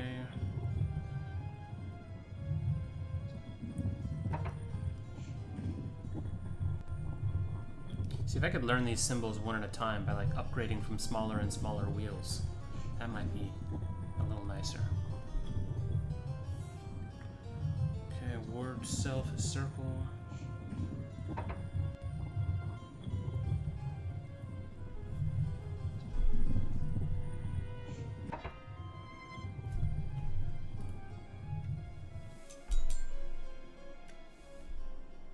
What? Oh. Ah, I see. Requires win money, get home. I didn't see that. I didn't read that part. Yeah, that makes sense. Yeah. Okay. Okay, I said I'd do one more day, so I'll call that there. Okay, that was pretty interesting. That was a cool concept. having to cast spells with this sort of spell wheel system, dealing with side effects of adding additional spells is a cool thing. I wonder how that could be used in like a larger puzzle game, because all I get is like a little bit of dialogue saying, I don't know, some guy 3 states over pissed himself or something like that. Like, I don't really care if that happened. I'm just trying to complete my goal here. I'm thinking like, could you make this as part of a larger puzzle game where you actually have to avoid the negative effects or lose the ability to solve the puzzle. That gives me something to think about. So that was pretty cool. It's just like, it feels like too much information all at once. I'm not going to memorize this whole spell wheel of like 30 different symbols and what all their counterparts are when they're all spinning and rotating around, and I'm being asked by people to... And hell, and it's also the additional thing, I don't even know what most of the symbols even do. So, yeah. Yeah, that was pretty cool. That was pretty cool, but I think I mentioned my playability issues. Cool idea. Oh, and the art and music was really nice as well. Yeah, it looks like those were made by you, so great job on that. I mean, yeah, the spell wheel was all very polished. I really liked the spell wheel rotating around, the music changing when the spell wheel began. Those were all really nice touches. All these unique UI elements. Really great job on that. Yeah, this was pretty good. I enjoyed that. All right, I've picked out another set of interesting looking games.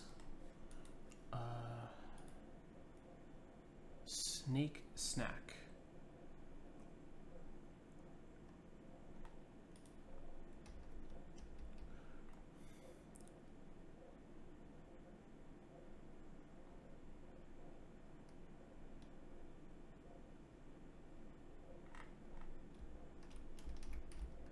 Okay.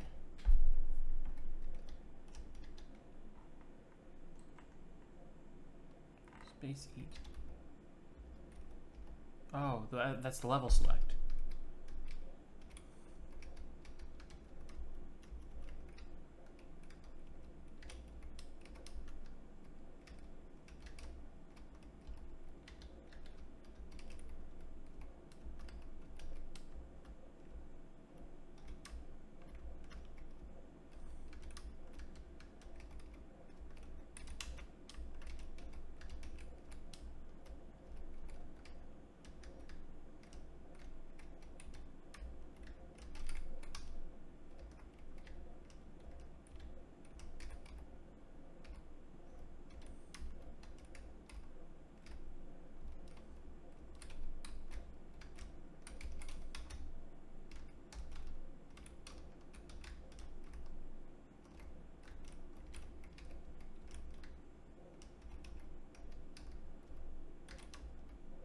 Okay.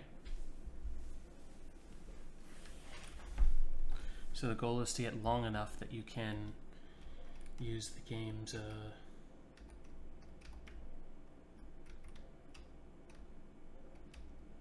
Oh, that's pretty cool.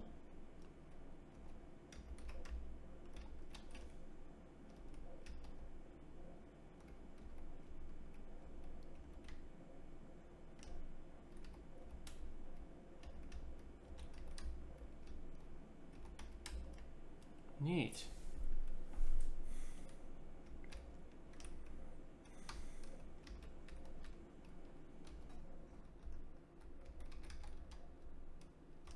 That's pretty cool. Got a little bit of Snakebird going on with using your length to cross over chasms you otherwise wouldn't be able to.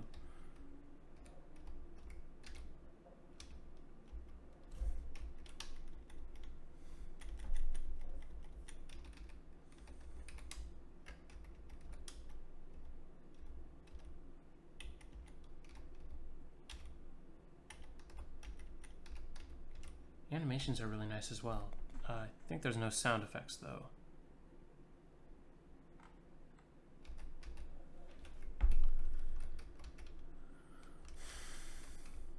Yeah, the movement's really smooth as well.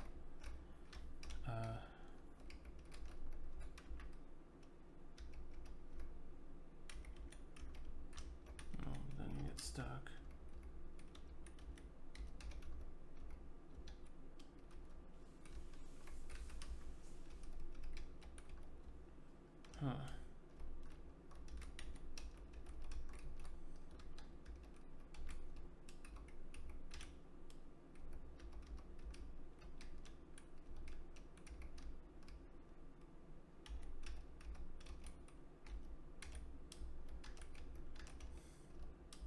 Yeah, I'm still not long enough.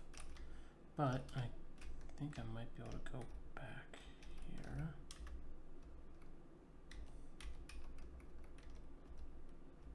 Yeah.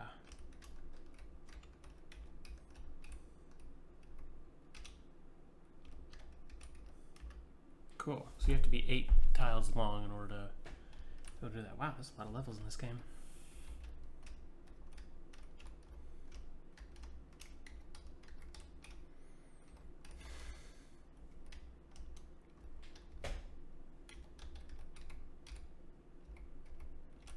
Okay. That one was pretty easy. Or maybe I just lucked into the solution.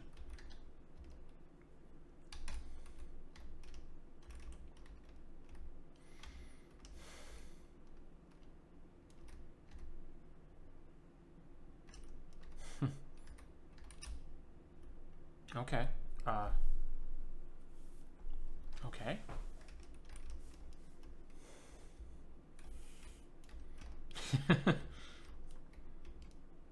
Well, oh, you can get cut off. Oh.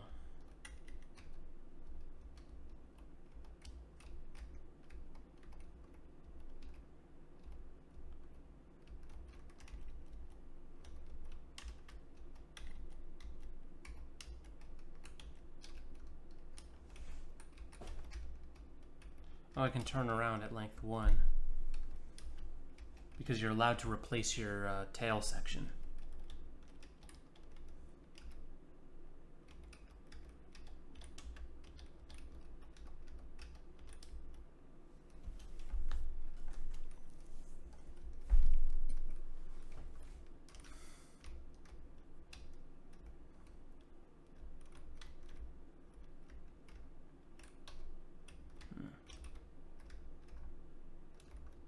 Okay, how do these buttons work? Because I feel like I've...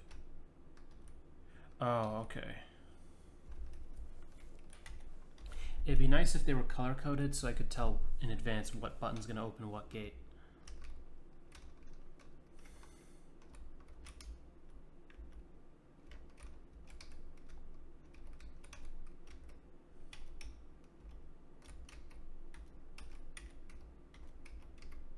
So I have a length of 3 right now. So can't I just eat that? Eat that? Yeah. I think there's a bug in your level, guy. Oh.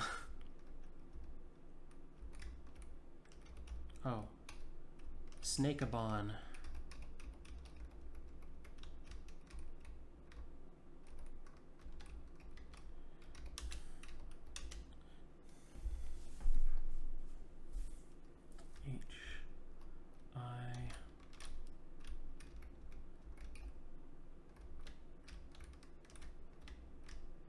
Are there any snakes that eat fruit? In real life, I mean. Okay, yeah, I can't turn around if I,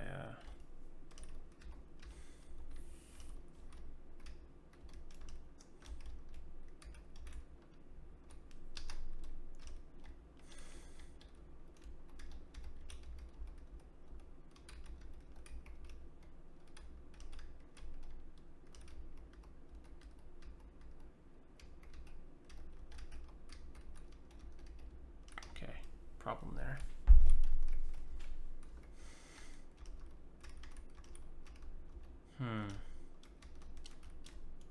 How do I handle this then?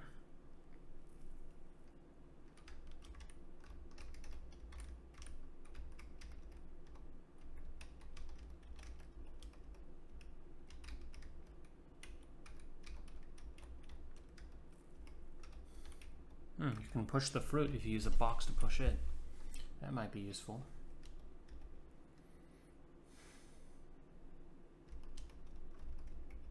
Pretty sure the only way to open these doors is to push a box onto it, because otherwise...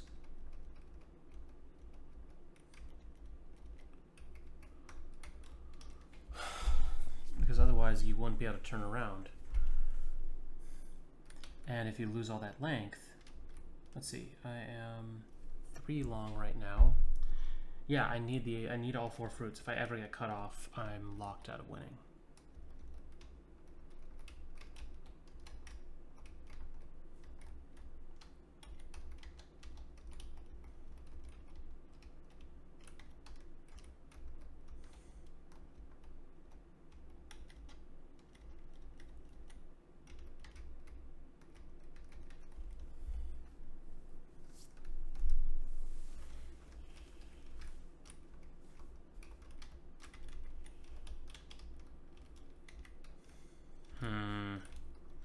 So the problem here, catch, is that I need to move both of these boxes over to the right. Wait a minute, wait a minute, wait a minute, wait a minute, wait a minute, wait a minute, wait a minute.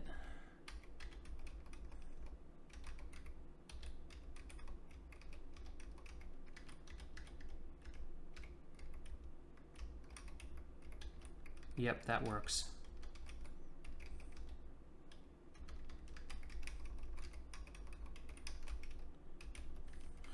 Very, very clever. I predicted in advance that that would be the solution. I just didn't figure out that it was the solution to this level.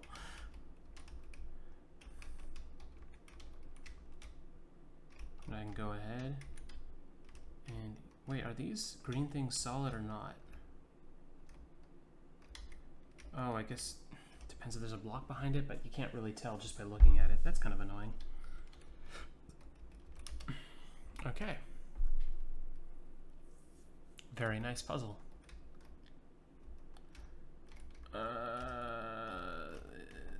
What? Okay.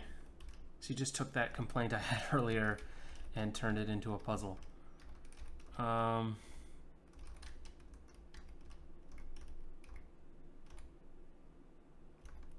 Okay.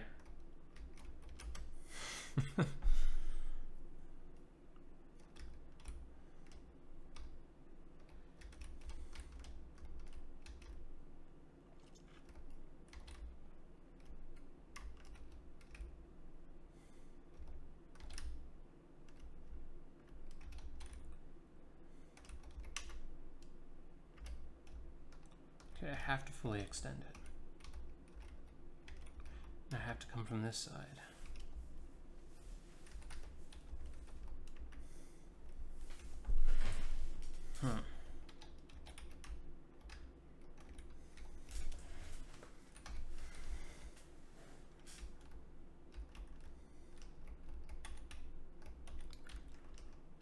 Can't get up there. Huh.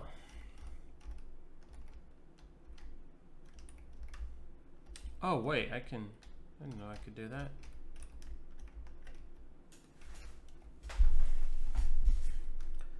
Wait, then how do I do anything here?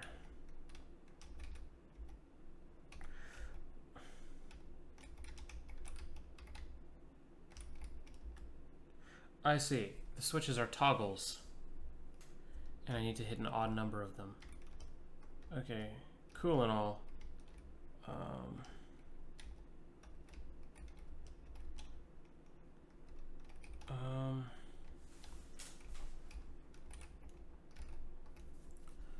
I think you just didn't give me enough ways to... You didn't have a catch here. I didn't really have...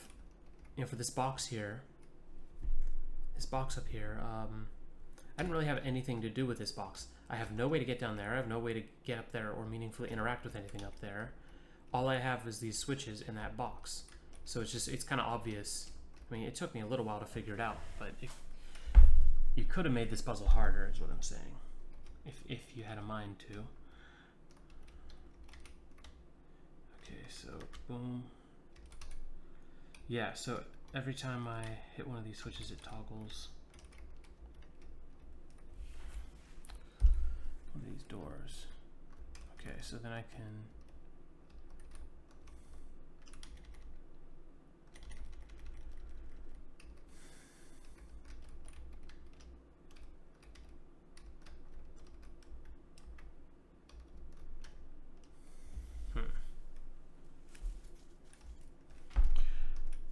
Though I still don't know how to solve this yet. Or maybe I do. Oh wait, can these be pushed the other way? By sticking my tongue out the other direction?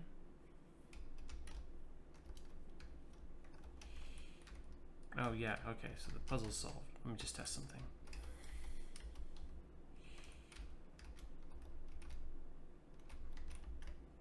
Yeah, okay.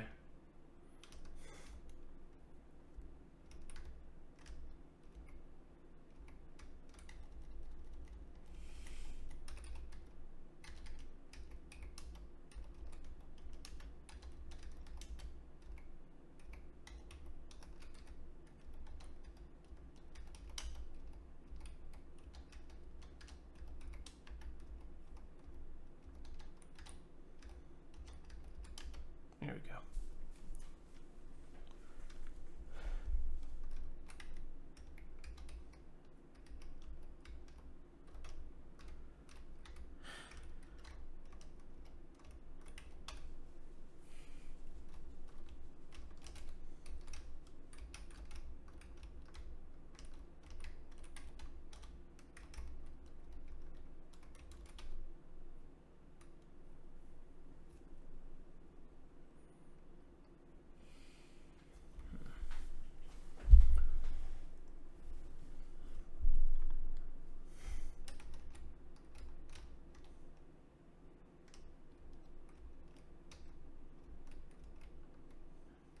Yeah, okay, so I need to find a way to get those two boxes over there. Bog standard snake bond puzzle. Don't know why you even bothered.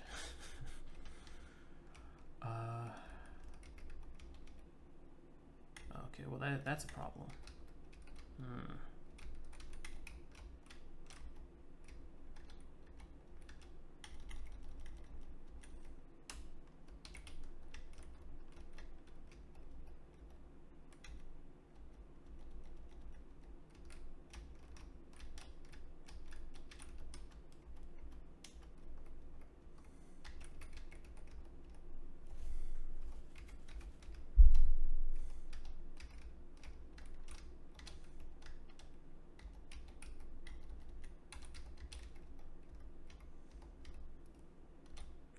Oh man.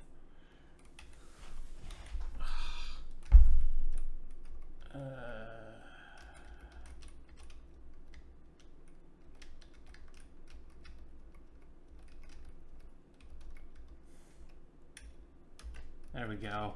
There we go. Now I'm thinking with snakes.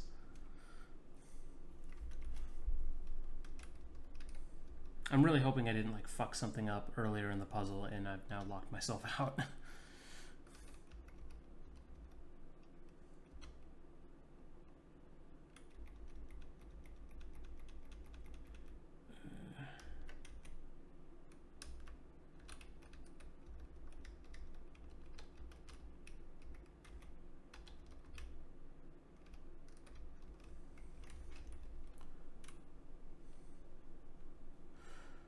I'm starting to think I have. Shit.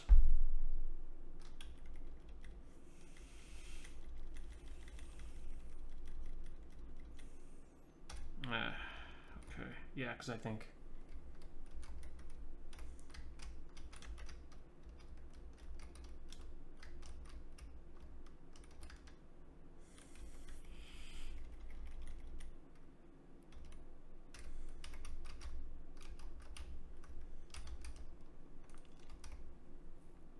Wait a second, but I can't get out of here. I'm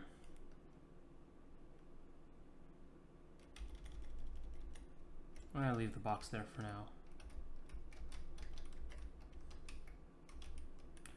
Oh, right, I totally forgot I can climb over that cliff all I want. It's the boxes that can't climb over there.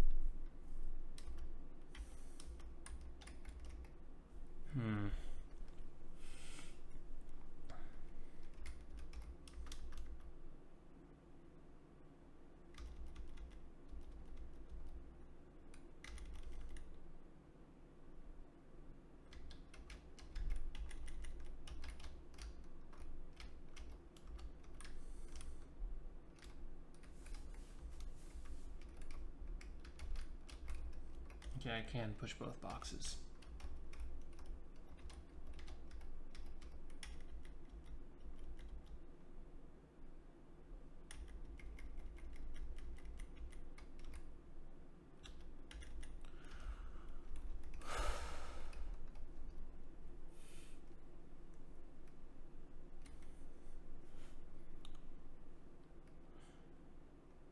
Oh, wait a second.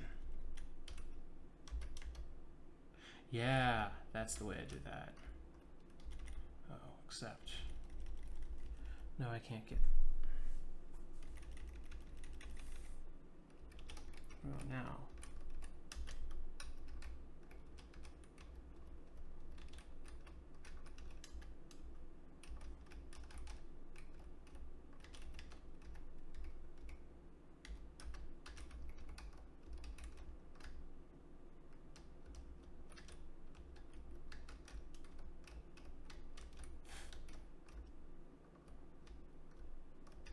Was that the turnaround zone?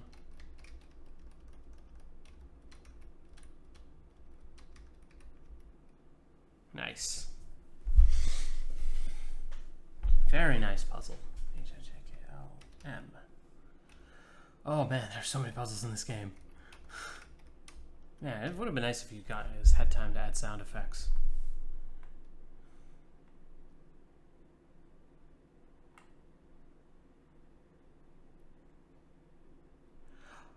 There's a level editor. I made a level editor in one of my previous Jam games, and then no one participated in it. Probably because they just spent the last 3 days making their own game, and they don't feel like making levels for someone else's now. Okay.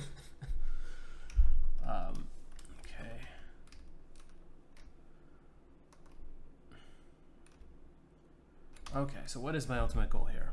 There are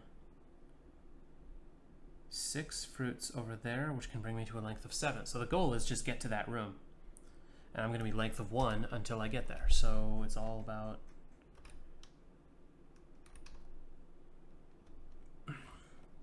So what's the matter? Why can't I get there? Oh, I can't get out of this inner circle without pressing all the buttons. So what you've basically done is packaged a different type of puzzle inside of your puzzle engine that you created for this game. Wait, what? Wait, what? Oh, this level's looking like it's going to be pretty difficult because it's... you gotta slide all the blocks onto their buttons, and then once you get out into here, you have to undo the whole process.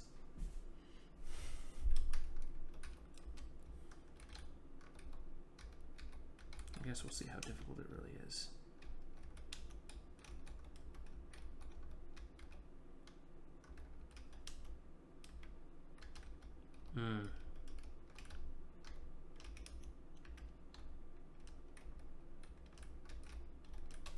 Okay.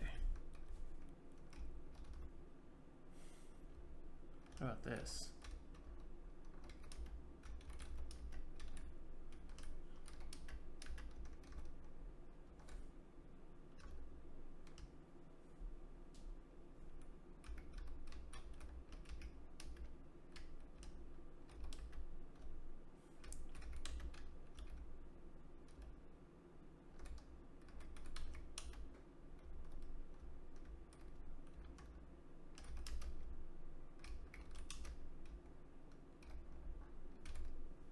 Okay, done that.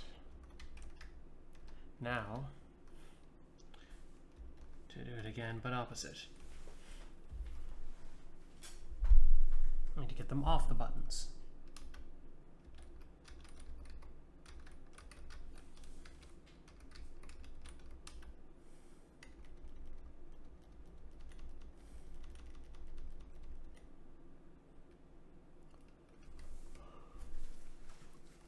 Okay, so the two on the row on the right can be pushed down, and these on the left can be pushed in to the left.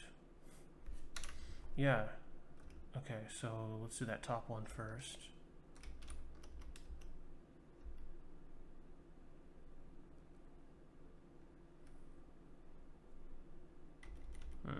Maybe not.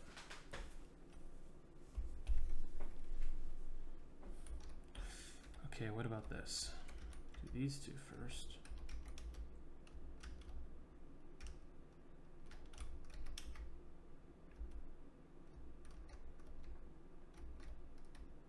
Oh, wait a second. No, yeah, that's where it needs to go. Hold on. What the? Oh, shit. Yeah, that was the bug it was talking to me about. Okay. Well, I guess I'm restarting the level then. How did I do this originally?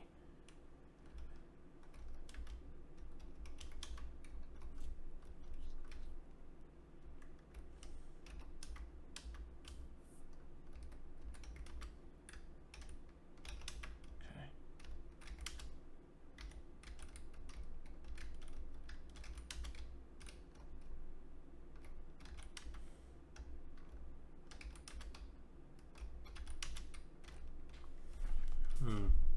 Okay.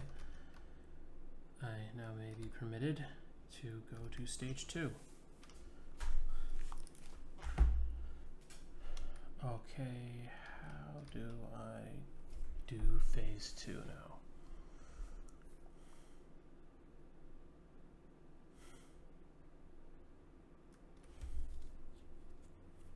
So I got those top 2 into their spots. Maybe I do the right side 2. Yeah, do these 2 on the right.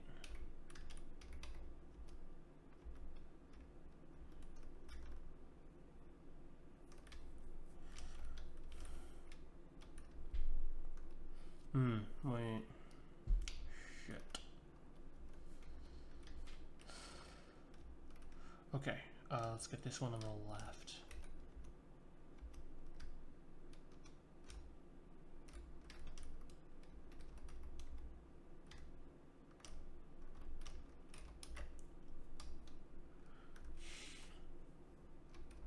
Then I think I do these over here.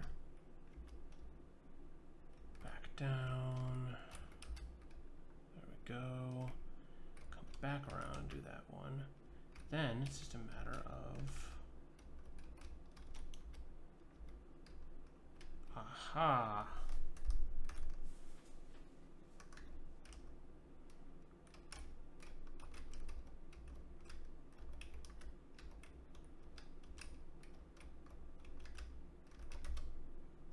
All right. Solved. N. Whoa. Oh. Problem is I'm too long and I have to unwind.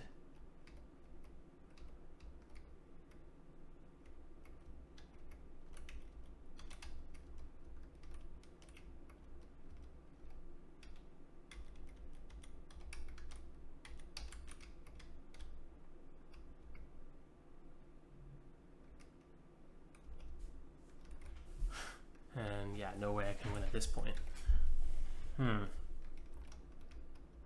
I just need to eat all the air in the level. Maybe that's the solution. Oh, apparently not. Is that a bug? I assume it's a bug.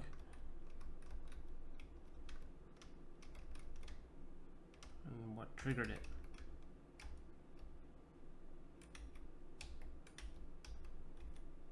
Like some length limit or something?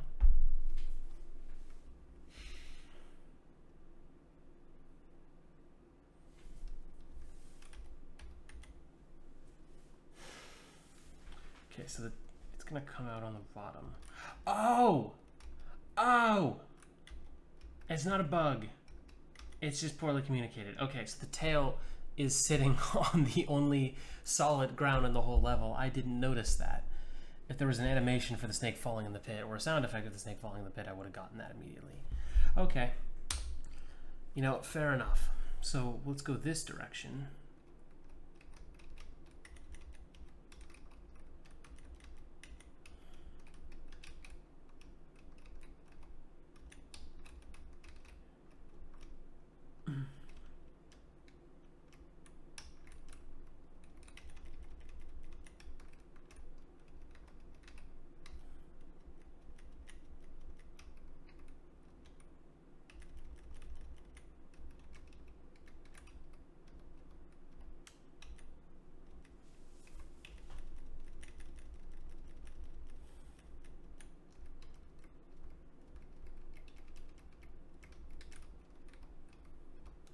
There we go.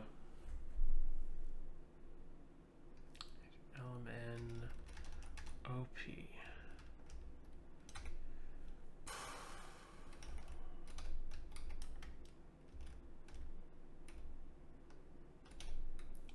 What's the goal here? Wait a second, what are the fruits?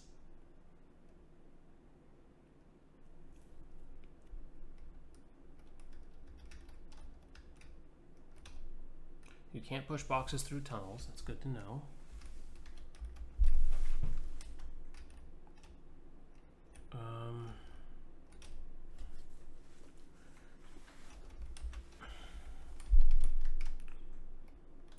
Okay, you cannot climb over boxes that have been pushed into a pit.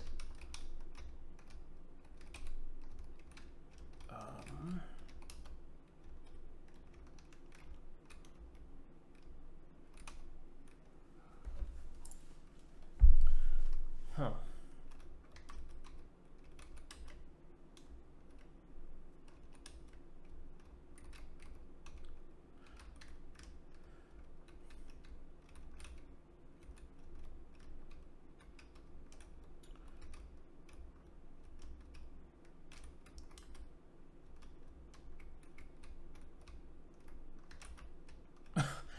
The boxes contain fruit. That's why they have the fruit symbols on them. Okay. It's a good thing I thought of that.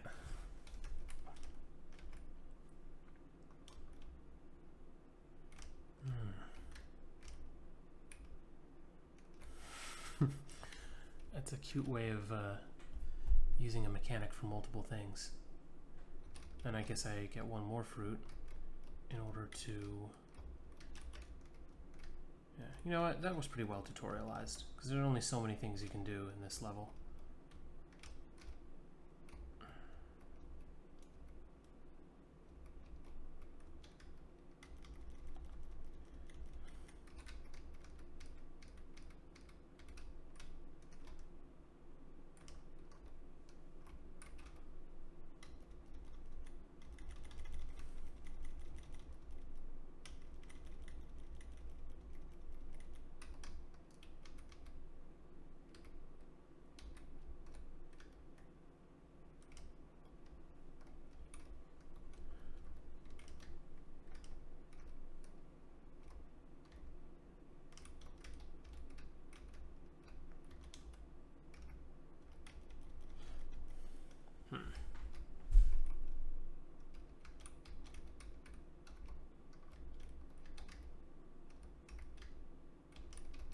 There we go.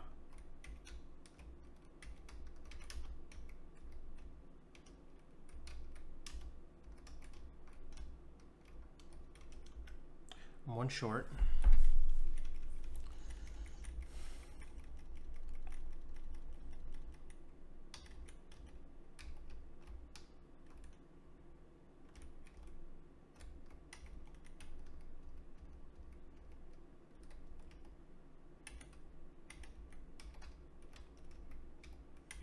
That doesn't get me anything. Oh, there we go.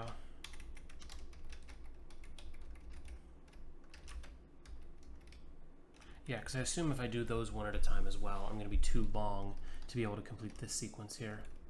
Oh, shit. That's right.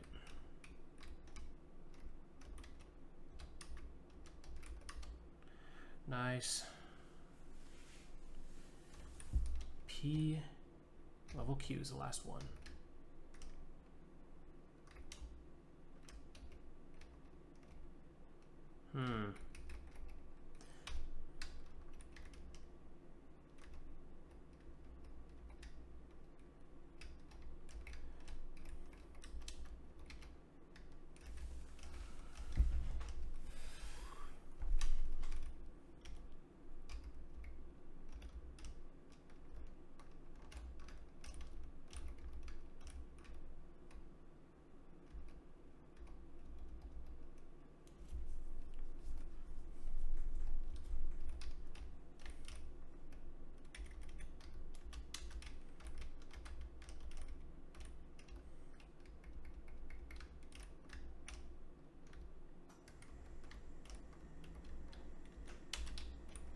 that it?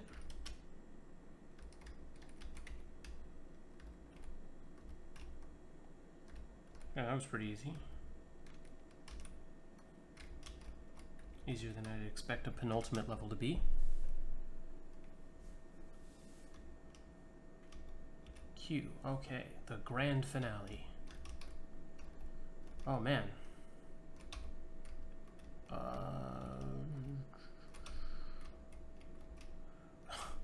The Crushinator.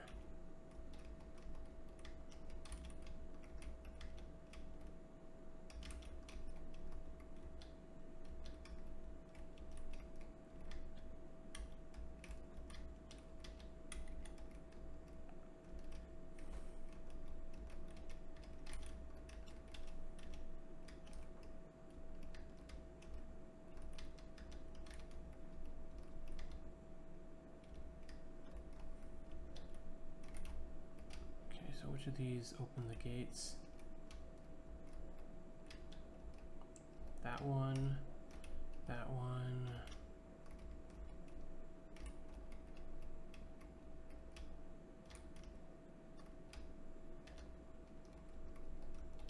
Where's the front one?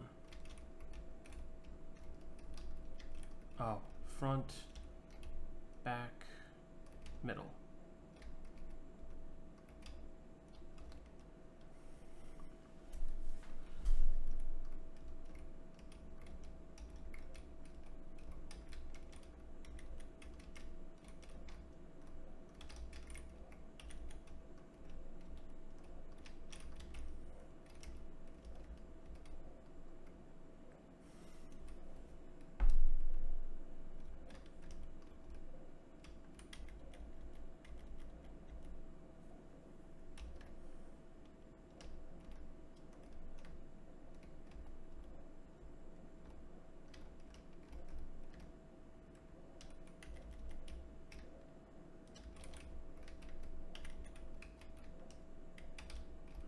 I don't think I can win at this point. Because I don't think I have enough length. And that last box over there is locked. Okay, yeah, so I have to use the top box.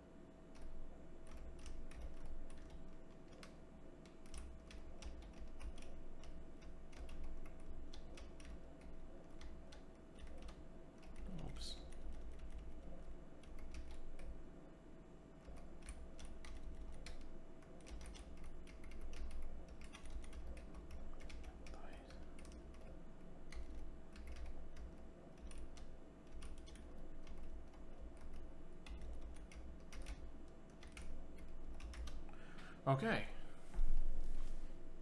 think that's all of them. A, B, C, D, E, F, G, H, I, J, K, L, M, N, O, P, Q. Snake snack. Resume. What?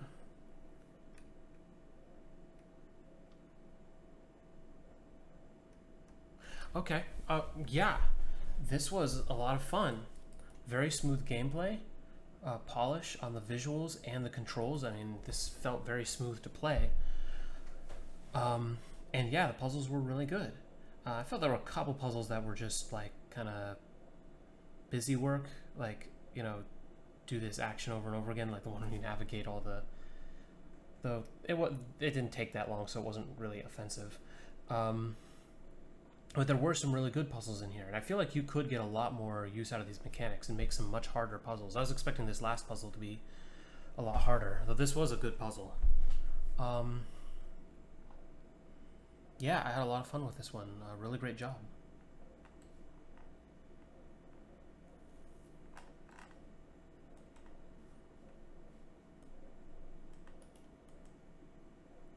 Okay.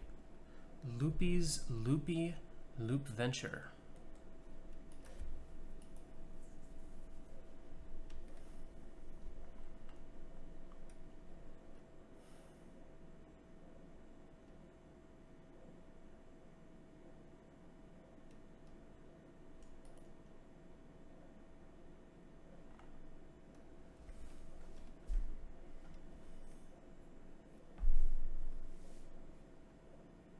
Z, level 9 bonus. Press enter to progress through dialog boxes. Arrow keys to move, spacebar to jump, or to reset the level. Okay. How though?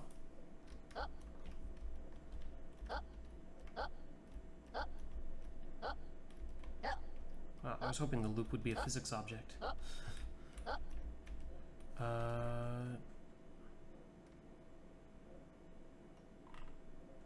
I don't remember the controls and they're not here.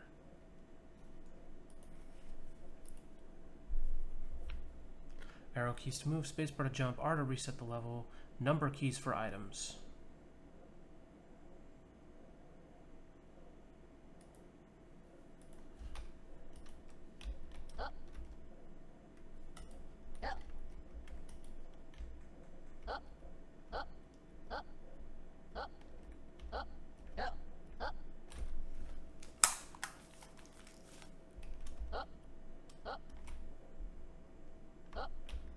Okay, so it loops around.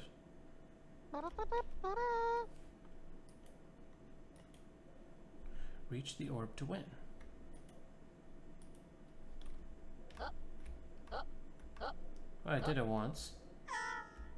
Okay, so it doesn't loop vertically.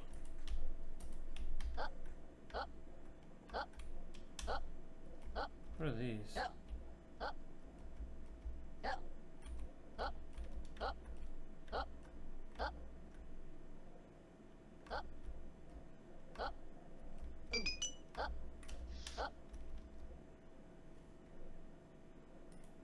Has no charges. Oh, I blew the first charge and I don't know what I got out of it.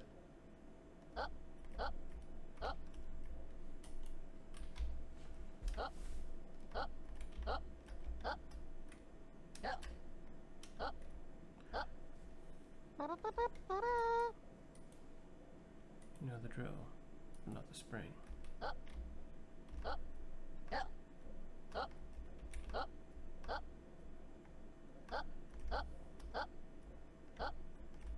Yeah, I still don't know what that first item did. I got a new charge for it.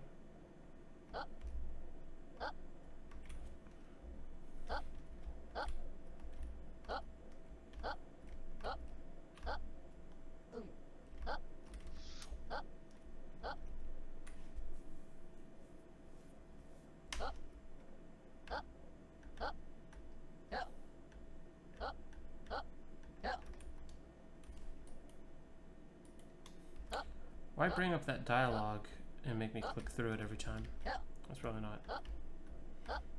Should probably just have it pop up. Or have an error sound.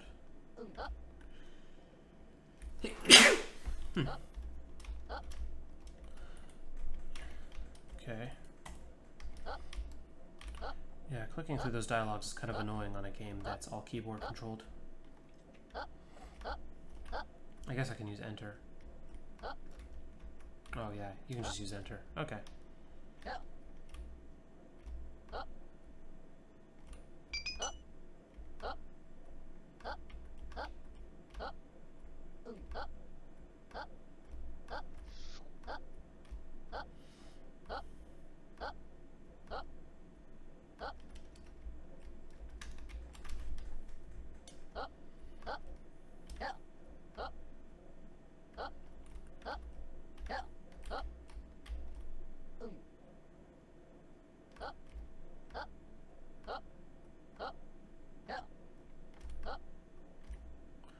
am I not? Why am I able to go to progress right to this screen but not left back to the other screen?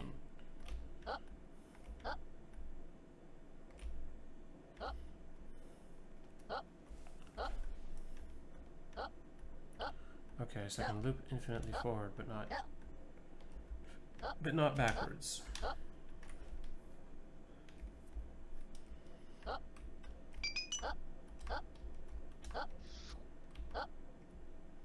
Still don't know what that did.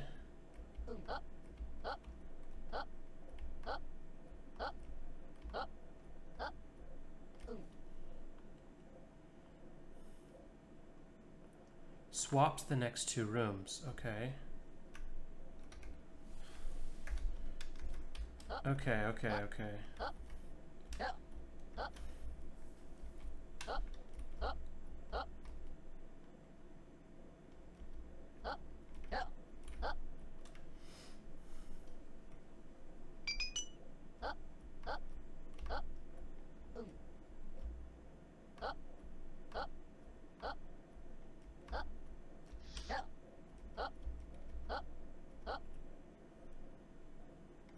Oh, I can't get another charge. Will this work? There we go.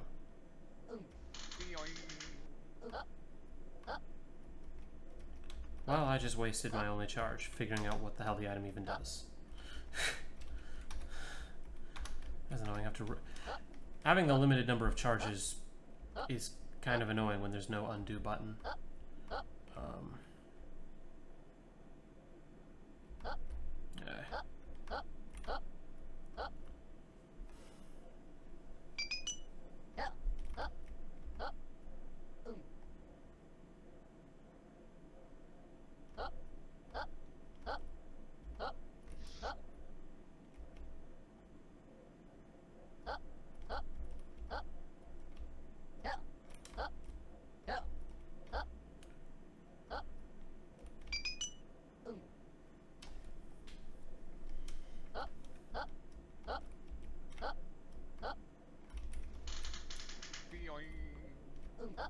I only get one spring. Okay. Now I spent it a second time trying to figure out what the item does.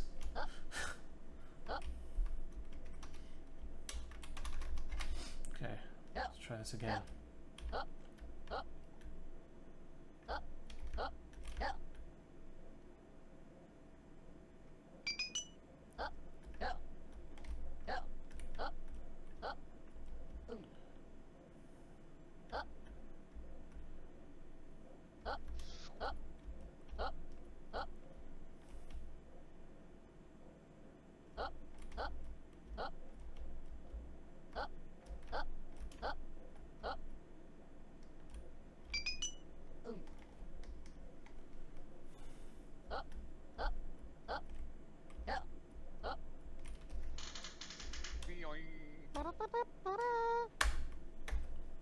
Okay.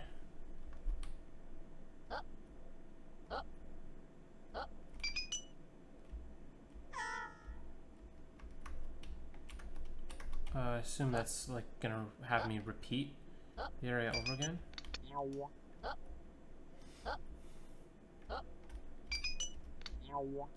Okay, this is a pretty interesting concept.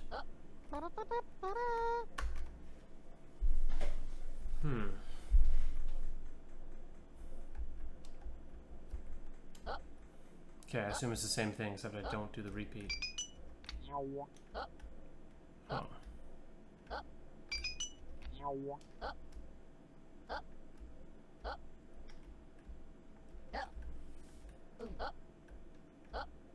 There's the orb. Let's switch the next two rooms. Power.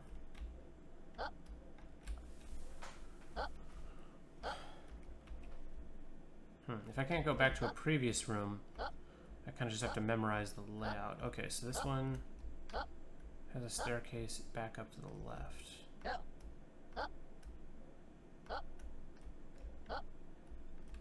Okay, I'm just going to try this and see what it does for me.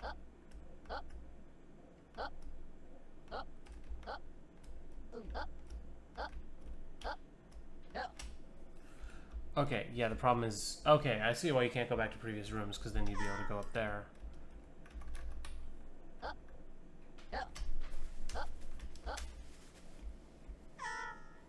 Right.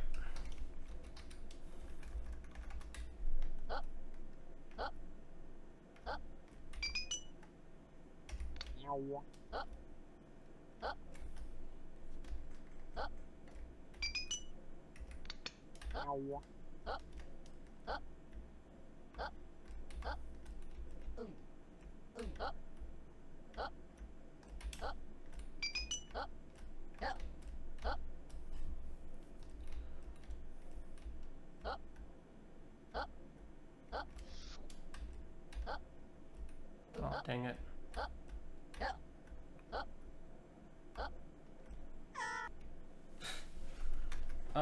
Okay, so what are my rooms? So we got staircase room, which takes you up a little bit.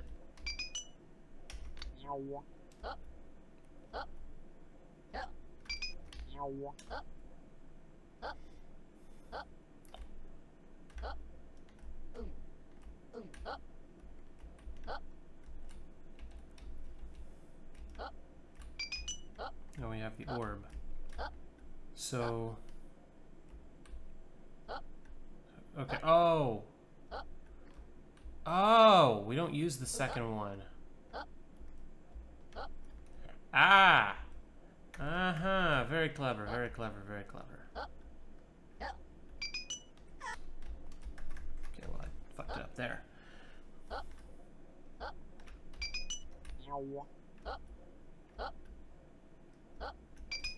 That way we can keep our number 3 item.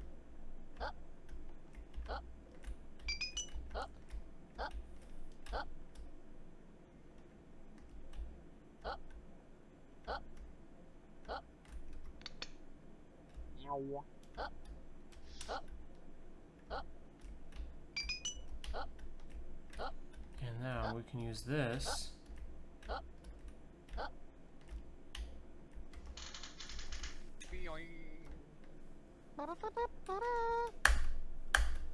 The staircase is gone. Okay, we have now a repeat.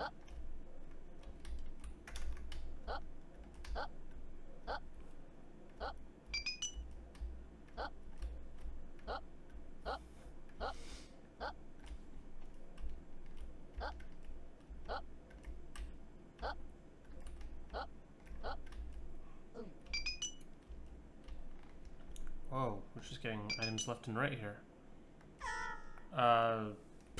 Okay, so...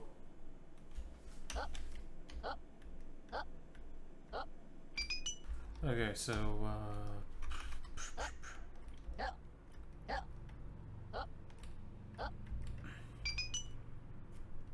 we get this. Then we have a slightly taller staircase.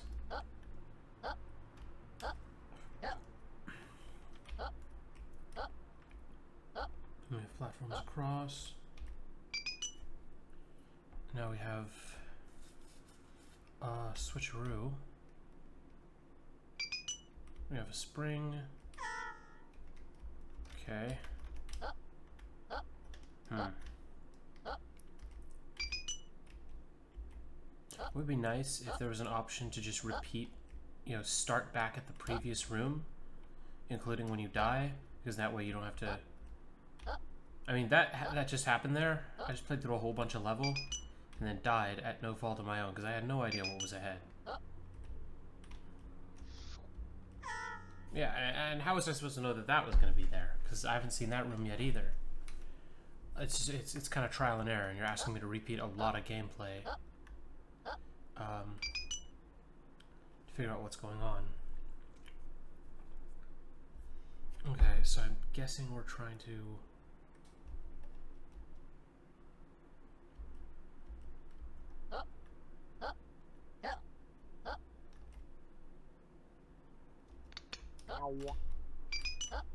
Oh, what the hell does 4 do?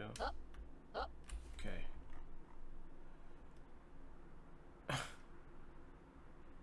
You didn't explain number 4.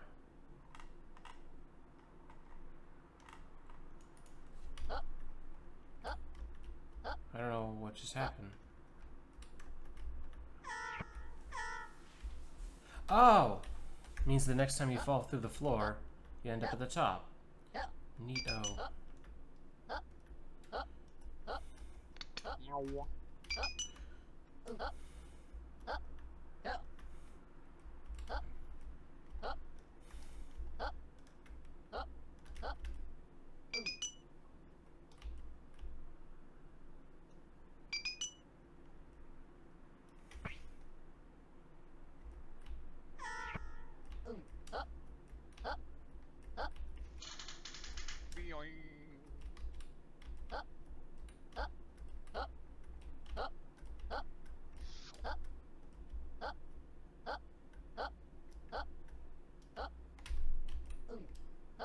What? Why is that non-solid?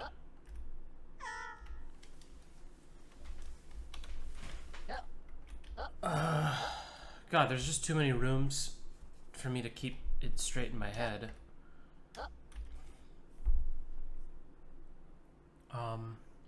I'd have to start breaking out the pencil and paper. Now, if there was some like little mini map on the bottom of the screen that showed what the next room is, and so you could see what is ahead. You have like the top view, the same as what we have now, but the bottom view shows you a track of like what the next rooms are, and that way you could also do things like immediately show what items 1 and 3 are going to do by making that change and animate based on as soon as you use the item. So when you use item 3, you can see the next 2 rooms switching with each other, or sorry, item 1, that's what I meant. And then when you use item 3, it inserts a copy of the current room after the current room. That way you can actually get a visual idea of what's going on, because right now I am just sort of trying shit, and maybe that takes a little bit of the mystery out of it. I don't know, but this feels just kind of like trial and error, because there's just so many rooms. Like, the only way I'm going to keep these straight in my head is if I break out a pencil and paper and start taking notes. And even that's going to be imprecise, because one of the things that really matters here is the height of where the platform ends in one room and the height of where it starts in the next room. And that's kind of imprecise.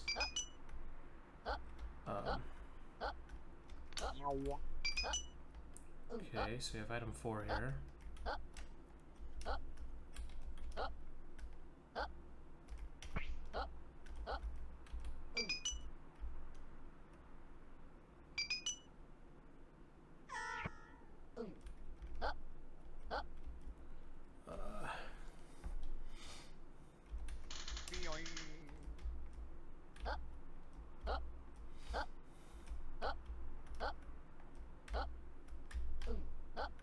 Yeah, and I also don't know how to activate those platforms over there.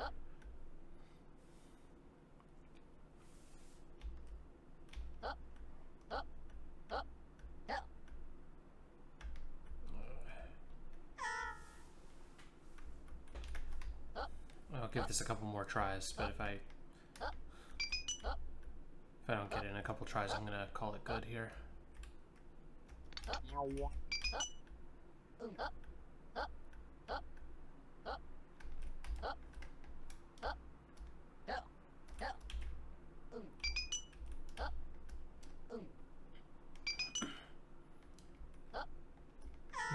Oh, maybe I use the jumpy item there.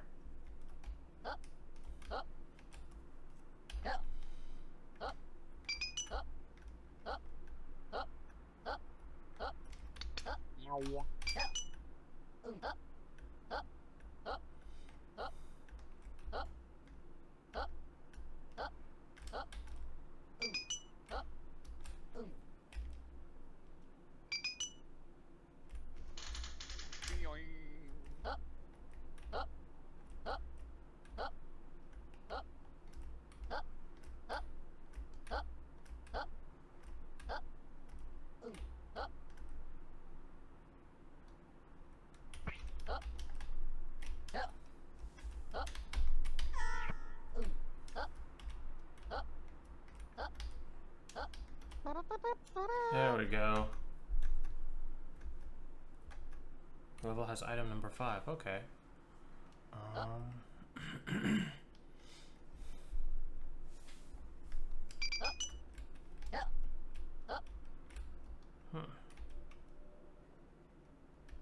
I'm presented with a choice.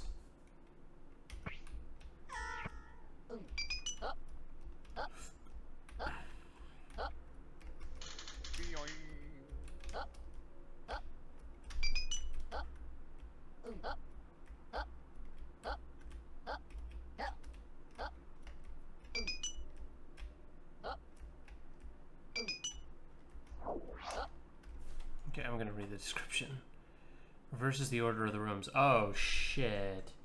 See, again, this is the kind of thing that would be perfect if you had a mini-map on the bottom so I could visualize, see what that's gonna happen, but yeah, it's too much information for me to keep in my head. And, oh man. So I'm gonna go back to the first room. Yeah, that would have been great if I had been on that top track.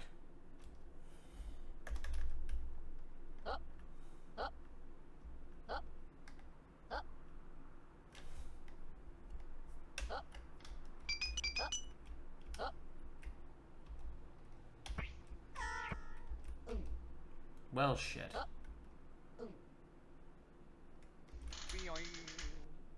Oh, well, I can't. I just wasted the spring. Oh, right. I still go forward.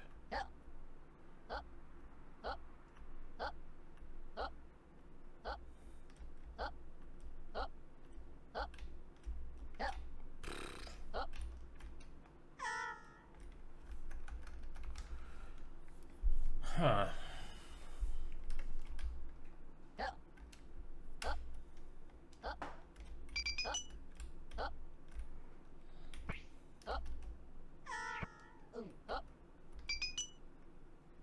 Oh, I could probably end up all the way up on that platform. Which might actually be better for me than collecting the spring. We'll see.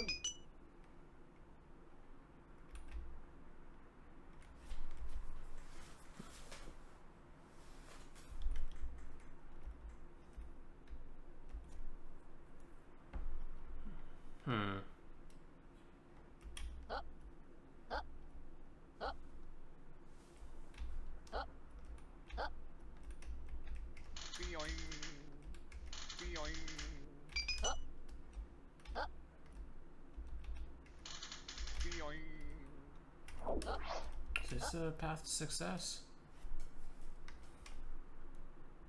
It sure is.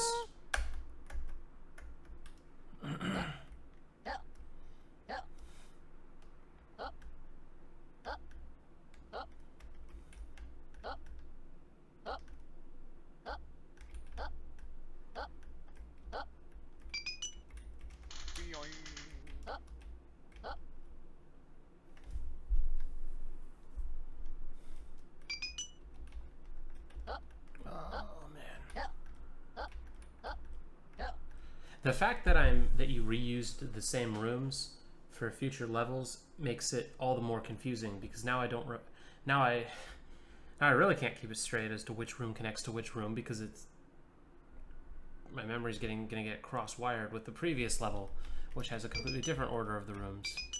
Oh shit! What does 6 do? Takes you back to the previous room you're in instead of the next one. So it means once we complete this level, it's going to take us to the previous room, which will then connect back up to this one. So it's kind of like a 3, but further back.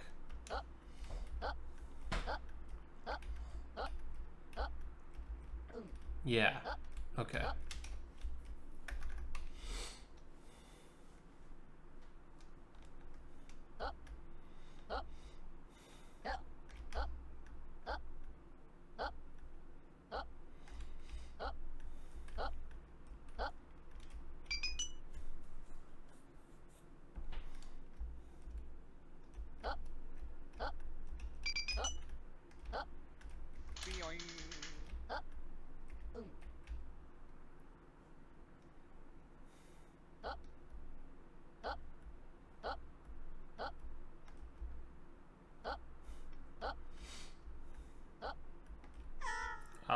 Okay.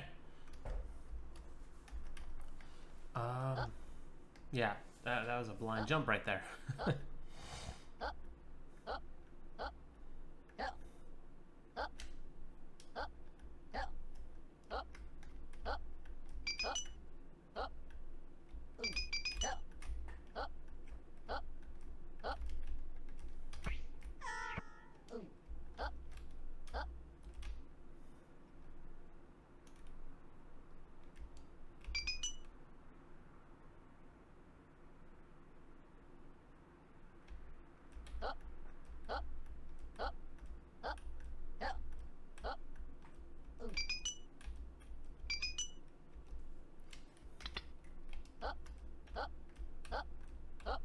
Maybe I shouldn't have used that right now. I don't know.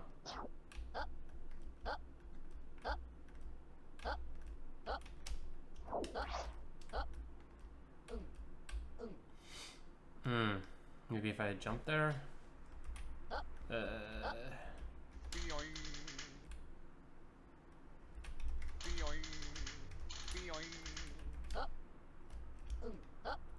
No, I don't think that's gonna. Maybe?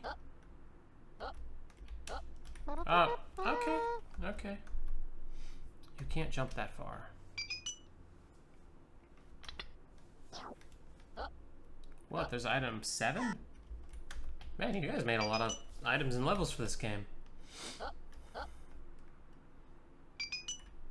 Item 8?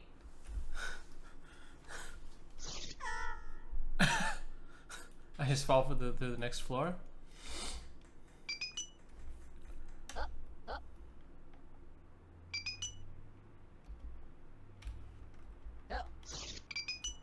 Yeah, so the next, and then the next time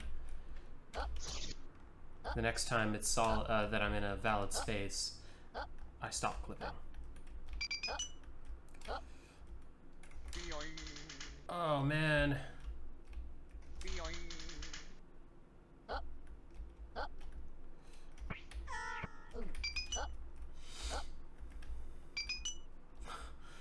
I don't know what I'm doing, man. Okay, that I can't get out of.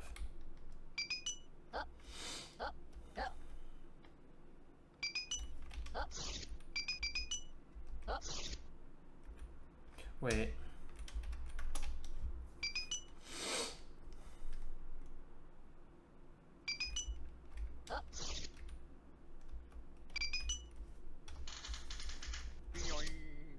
Nah. Wait, what if I don't have to do them in that order necessarily?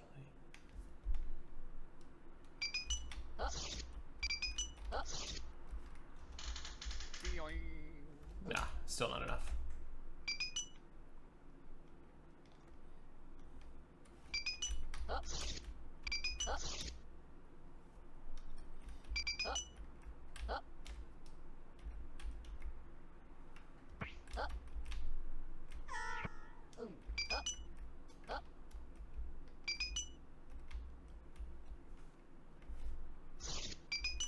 This level's very open-ended.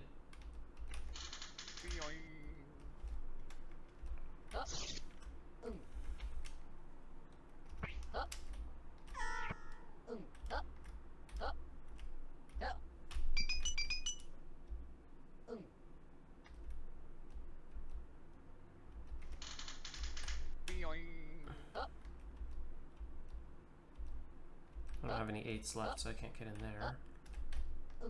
Oh shit.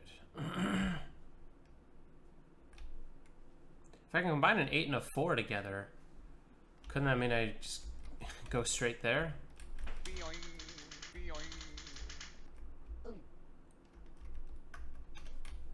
Okay.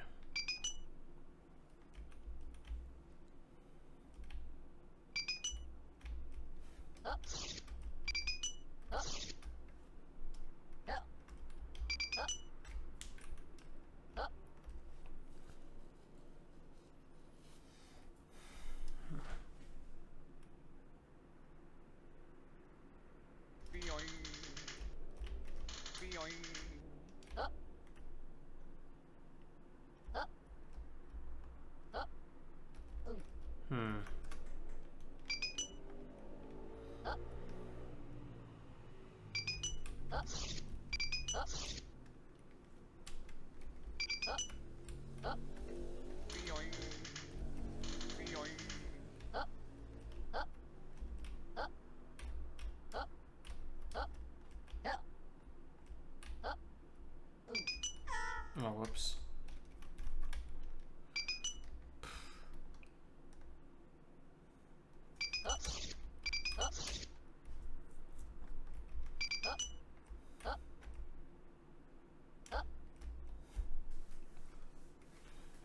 Yeah, again, if I can get an 8 and a 4 back to that original room, that's an instant solution right there.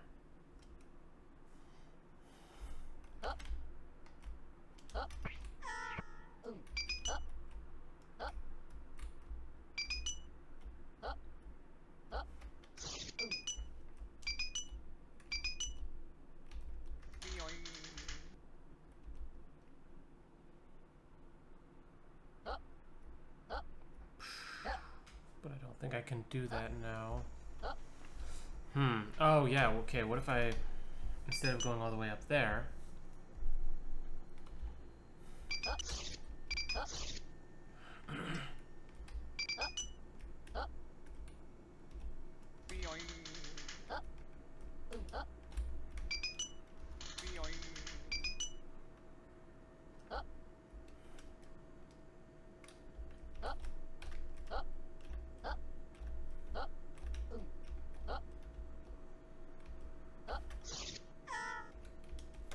Okay, so we use the 4 to get up there.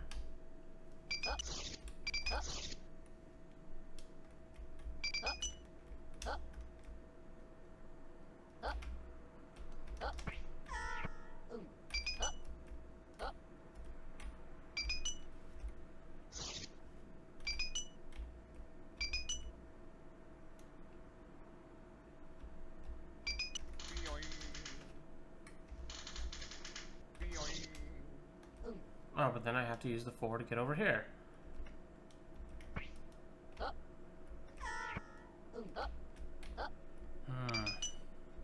I have 2 more springs.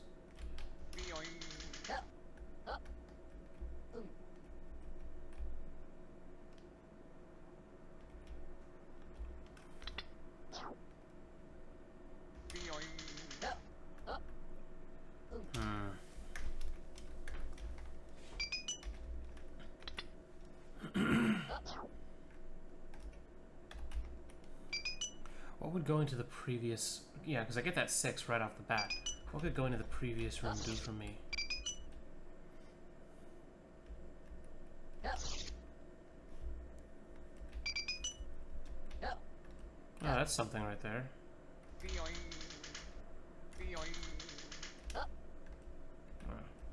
Let's see what happens. Oh, wait. Okay, yeah, I use the warp with the floor thing.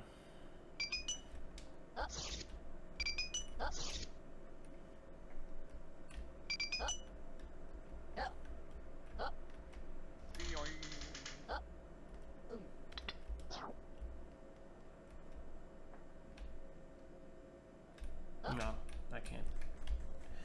That doesn't work. 2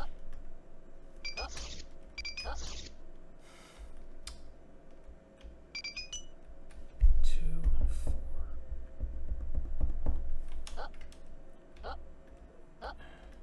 Is there a way I can get up to that top area without using my 4?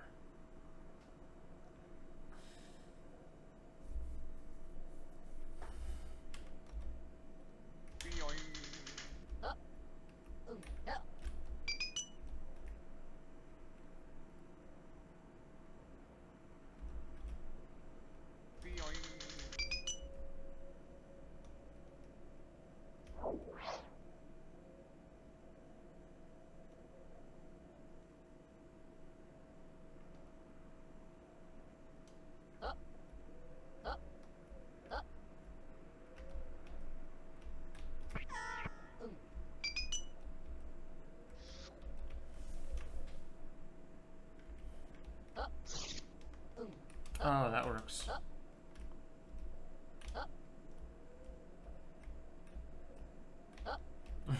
But now I'm screwed. Okay, I think I'm gonna call it here. There's just too many options and I just can't keep all this straight in my head. Again, if you had some way of visualizing the structure of how the rooms are gonna change, when you use the items, so I can actually see what I'm doing rather than just sort of having to keep it all in my head. I mean, honestly, it feels to me like the best way to play this game is to draw each of these rooms on an index card and then rearrange them every time you use an item. And if you could just have that feature in the game already, I think it would improve playability a lot. But I honestly played this game a lot longer than I expected I was going to when I first saw it. You actually do a lot of cool things with the items. I mean, you keep pulling out more items that really do add a lot to the gameplay. You really go hard on this mechanic, and I think I think you do a really good job giving you lots of different ways to use all the different items, and the items work in some pretty cool combinatoric manners, like how 2 and 4. There's like a lot of areas where you gotta choose between whether you use 2 to jump higher or 4 to warp from the floor to the ceiling to get to a higher area. I'm sure 5 and 6 do a lot of that as well. Yeah, I mean this has the makings of a really cool puzzle game, and hell, it already has some really cool puzzles in it. I just feel like there's some playability concerns. Alright, level swap now. Read the signs. For all the love of all sanity, read the signs in the game. I guess they've had one too many playtesters that blazed past the signs. Space to jump higher. Yellow key required. Yeah, I think I could have figured that out just from the visuals. I've decided that the signs are useless, and I'm never going to read any of the other ones ever again. Whoa. New level added. Okay.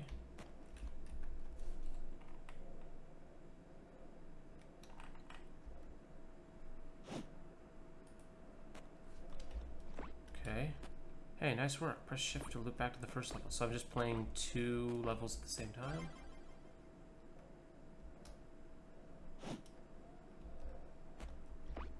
A pretty long animation. So now, with my key in tow. Okay, so the idea here. Ah, interesting. So the idea is I kind of have multiple locations at the same time. And I can use things from one world to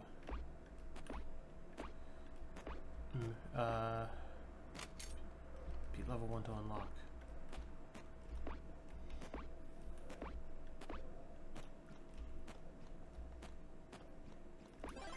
Okay. So if I get bored of one level, I can start playing the other one. Press down and hold down and press jump to drop below from the platforms. Okay. Purple key required. It's a good thing I read the sign. I thought that was a blue key required. Green key required. Okay, so I can't make any more progress in this until I go over to this level. I know this is a jam game and all, but it would be cool if the different levels had like different visual styles as well to set them apart. Blue key required. Pink key required.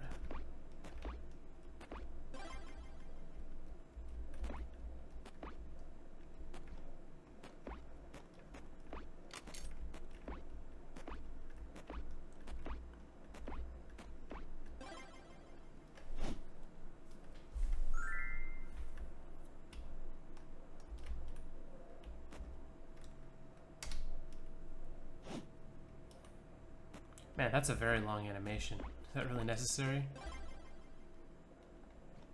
Green key. All these animations are kind of long. Snowman. Why is there a snowman there? Beat 2 levels to unlock. Okay.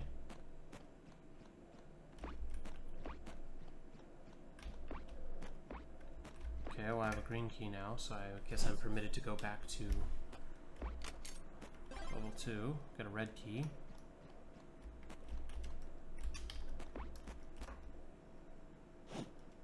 to Area 3, which I think had the red key door.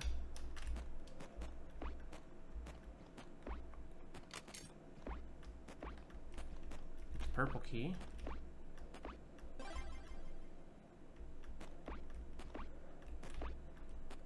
Wait, okay, so there's another red key.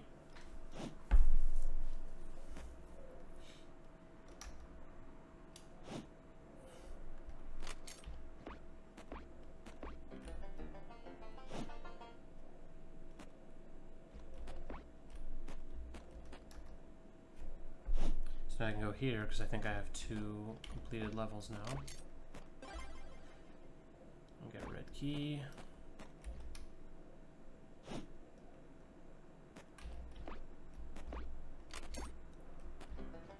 Okay, so I'm not sure if it's just tutorializing the mechanics so far.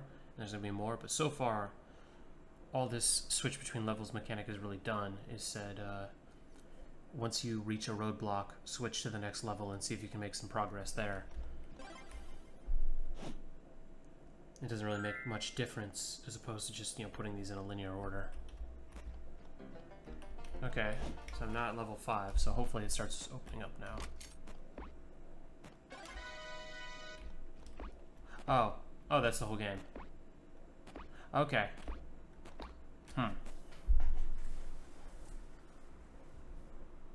Darn, I spoke a little too soon then, didn't I? Okay, well that all still stands then.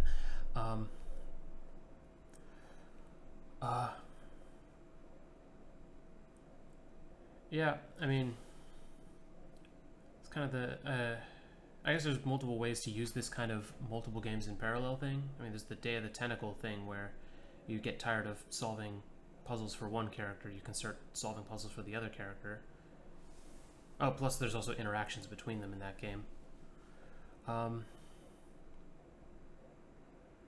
I'm just wondering, like, what can you do to make this more interesting than just, you know, because you could pretty much rearrange this game into a perfectly linear order, and it wouldn't really change anything about the actual moment-to-moment gameplay. It's just like once you see a door you can't open, smack the shift button and progress in that level until and collect some keys until you hit a roadblock there, then switch over to the next one and keep going. I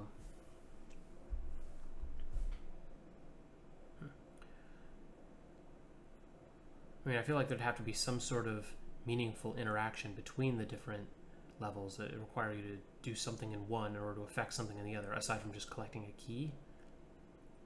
Because collecting a key is just kind of this simple, once you collect the key, you can open the door. Like, if you want to do actual puzzles with it. Huh. I don't know. That was a perfectly competently executed platformer. Although I guess it wasn't particularly challenging. There wasn't really too much really testing your platforming abilities. It kind of leaned into a lot into the key mechanic, which kind of doesn't do a whole lot. Okay, well, hopefully that's something to think about. All right, nice work. All right, move on to the next one. Lost cartridge. Blow the dust off of this old cartridge and see if it still works.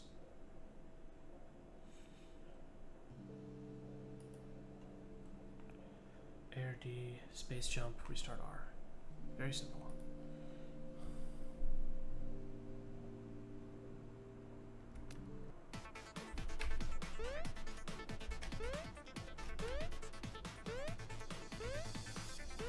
You know, I'm very high in this game.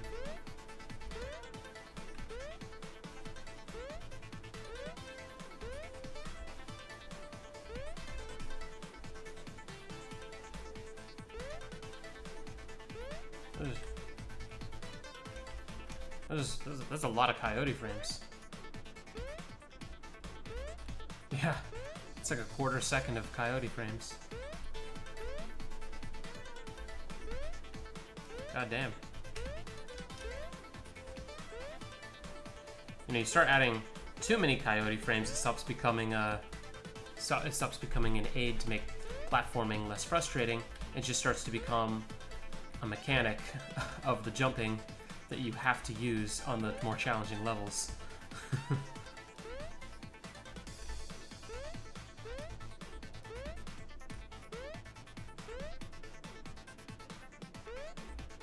Though I don't know if that applies here. We'll see.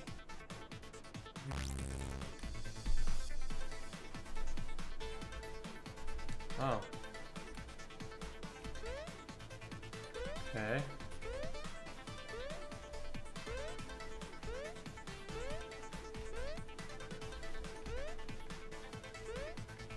So is it gonna, I'm gonna like keep playing the same level, but each time's a little bit different?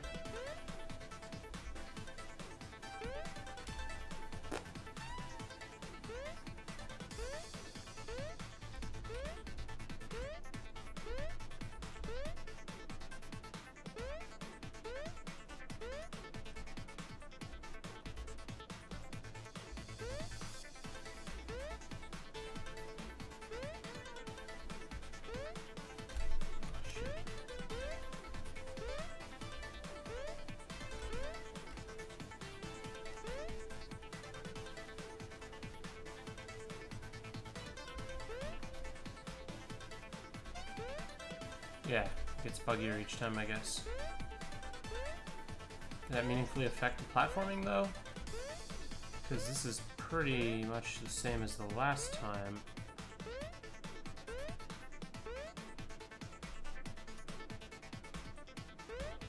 Yeah, I mean, a couple tiles are moved somewhere else, but the actual level is essentially the same.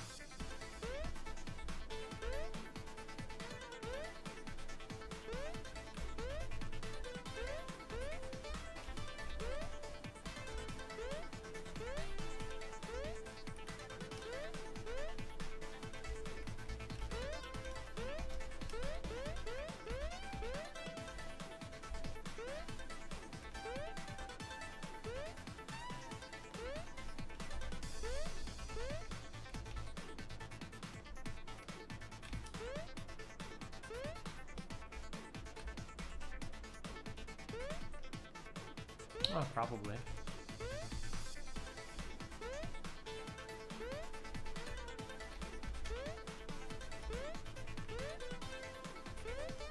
Well, not by going this way.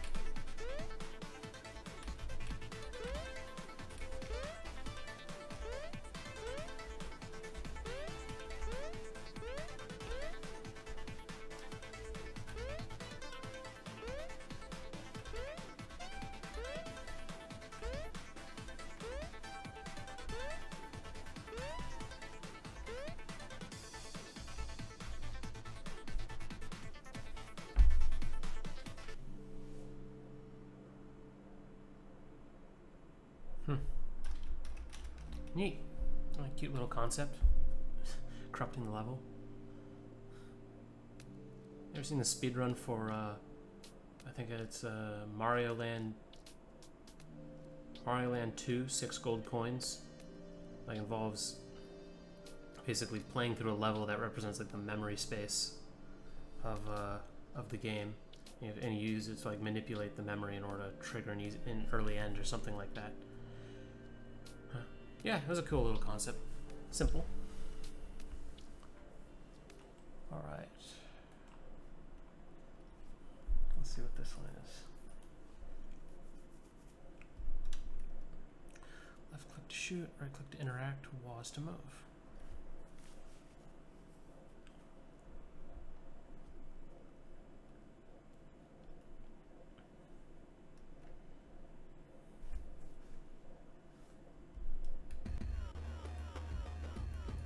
Oh, oh.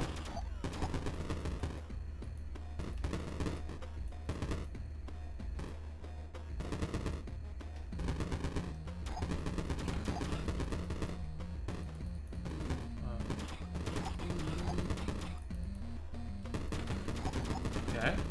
Nice game feel. Sound effects and screen shake are all there. Got that ammo meter on the right, I think. Oh, it's like a reload.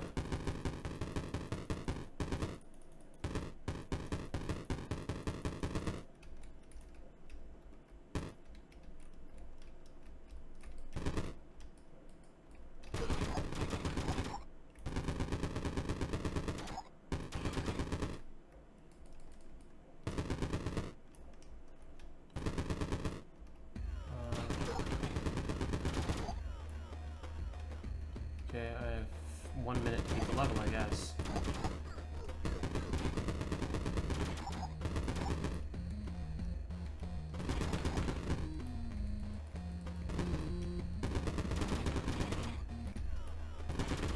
That time I lost all my health.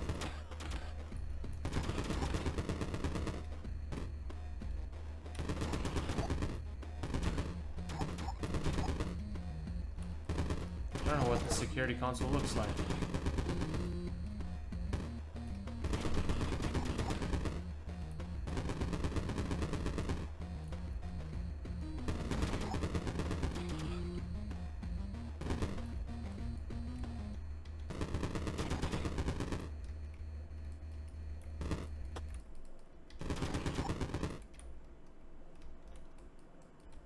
Okay.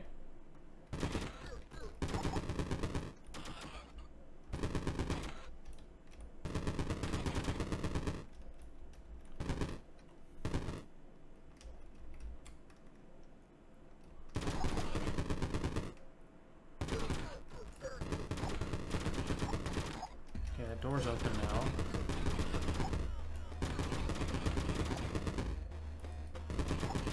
Cool and all, but do I have to do all that all over again?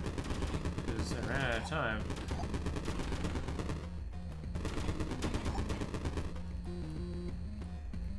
No, I think it's permanently open. Okay, that's good.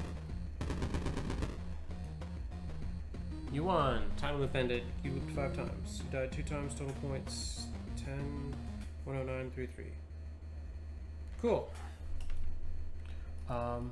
Yeah, very short. It would have been nice if there was a little more, maybe some more abilities. But you got good game feel down. I mean, the gun felt very satisfying with the screen shake and the sound effects. I like the reload mechanic as a way to force you to push in and retreat a little bit and manage when you're getting down on your ammo. Be nice if would be nice if there's if the sound effect changed a little bit as you got low on your ammo, so it helps you better keep track of how much ammo you have. That's a small thing. Just like a tip for the future. Yeah, it just would have been nice if there was more of it. Cool, nice job.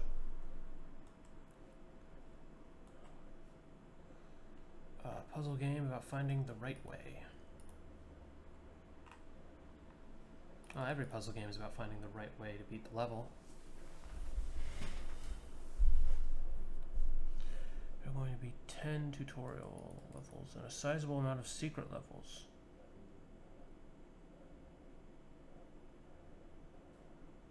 What?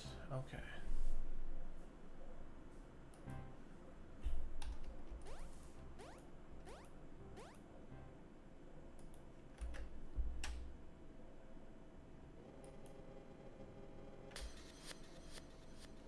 Why do I have to hold it down for like 5 seconds.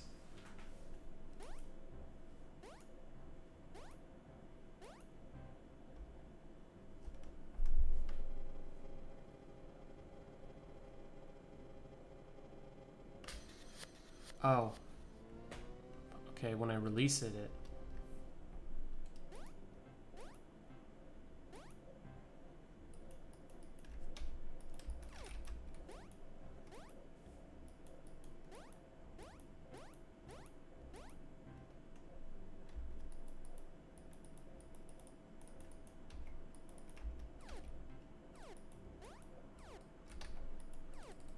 Oh, right click is undo.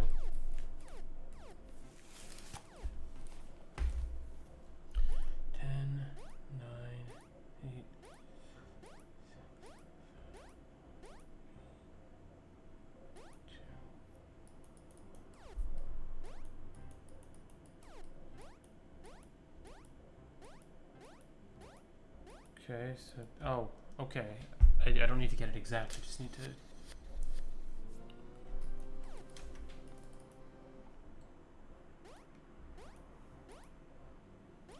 Okay, now these are locked. Okay.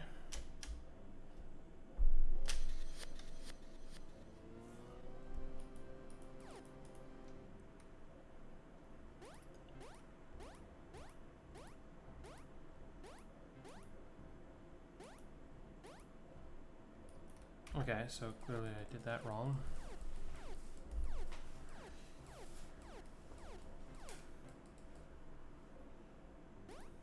Wait. That doesn't work because now I have no way to get back. Boom, boom, boom, boom, boom, boom. Wait.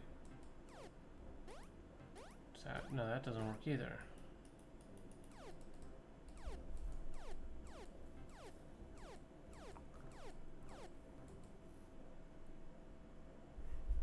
Oh. I have to travel 11 times. There are 6 around here. 7, 8, 9, 10, 11. So I have to take every single path. But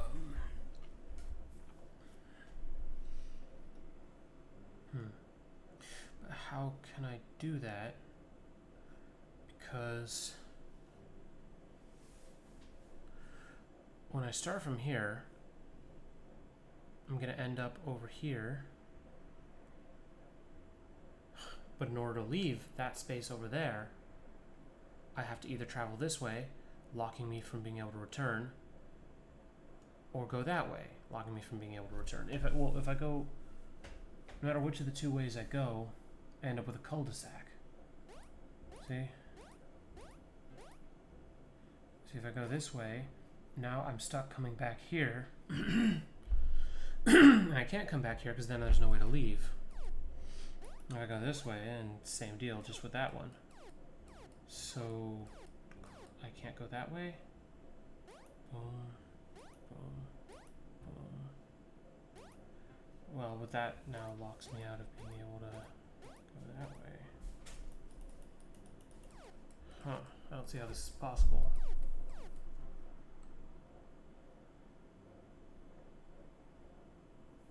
I'm wondering if there's a mechanic I'm missing. I always wonder that in puzzle games. On GMTK.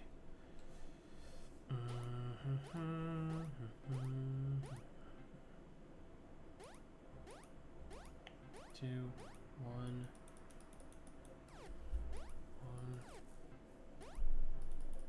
1. Yeah, I'm locked.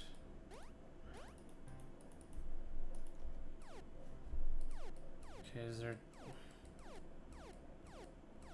There's some other way of going about this that I haven't considered. I only have one option from here. That doesn't work. I have to go that way, but once I go that way. So this way doesn't work. I have to go the other way. Which forces me to end up here.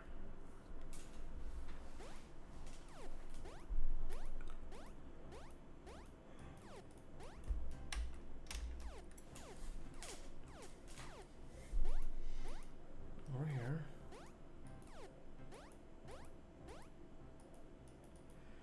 no matter what, I'm screwed. Again, am I missing a mechanic?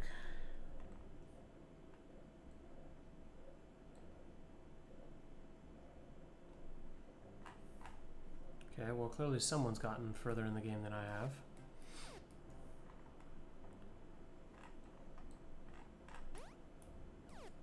So this level can't actually be impossible.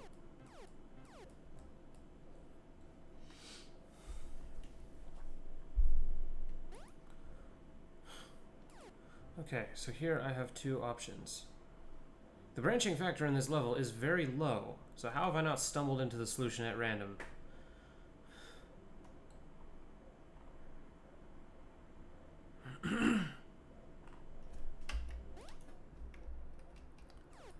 Okay, so I have to go left or right, so if we go left, we have no choice but to end up here. Then we go left, which point we have no choice but to go like this, which leaves us with nothing. So that path doesn't work. Then we have to go right, which doesn't work there because we haven't gone far enough. That ends us here, ends up with nothing. Yeah. So as long as I'm not missing some mechanic. You cannot start by going left. So going right.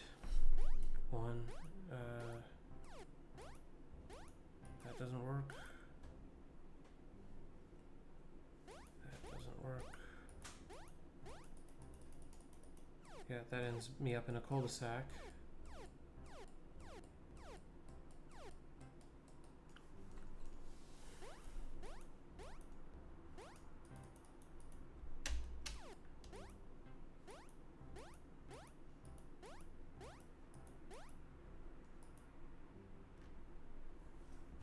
That ends me up here.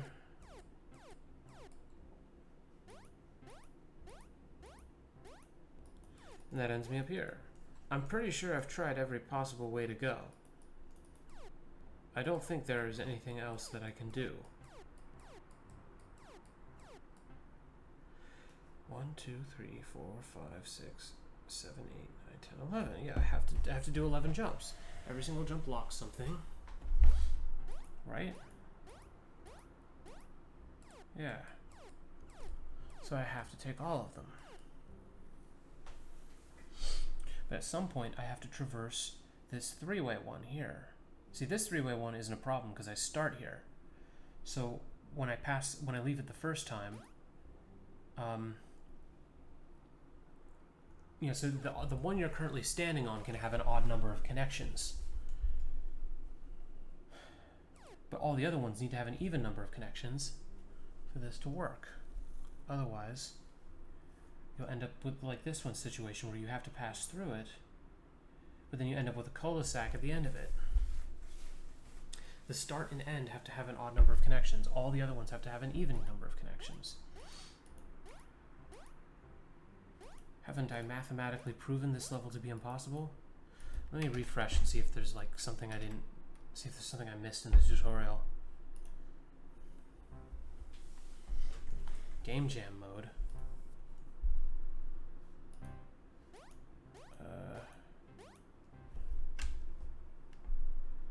There is no tutorial.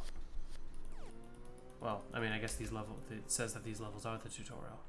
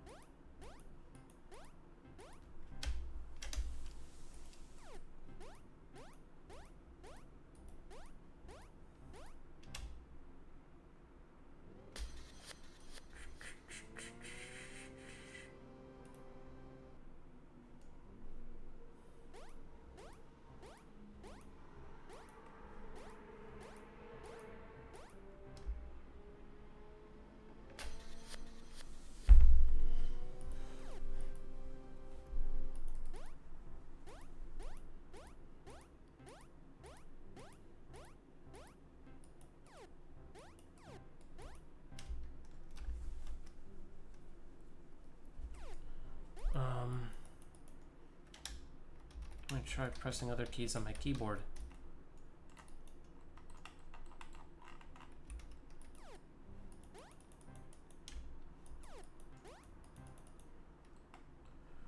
What?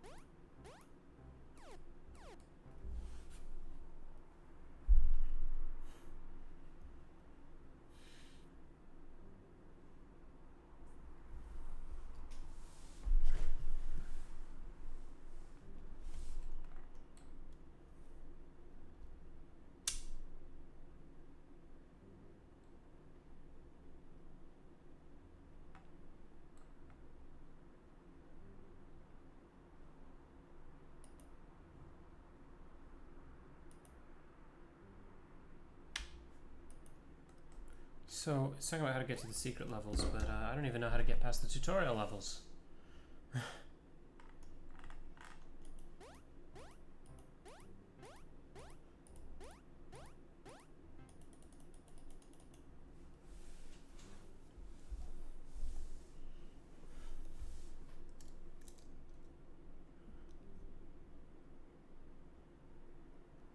Yeah, I really don't see how this can be possible.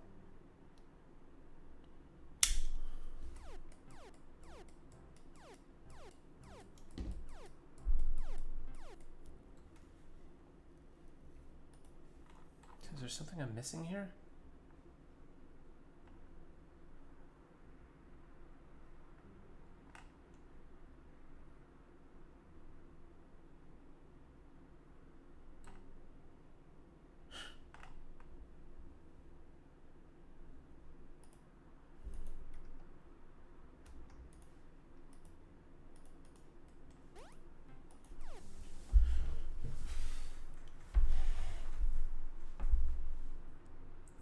Let's work backwards.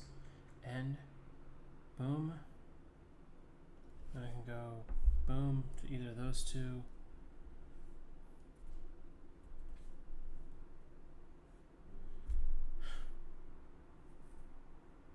No, same problem. Yeah, again, you have to traverse all of the lines, but there's no way to do that one up and to the right, because when you pass through it the first time, it creates a cul-de-sac. I have to be missing a mechanic here, because clearly other people have gotten past here. Either there's a bug, a missed mechanic,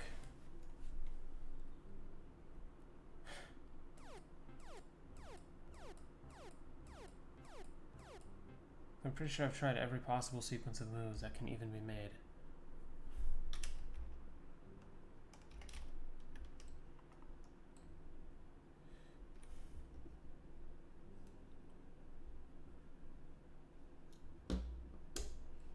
See, all the ones I see here...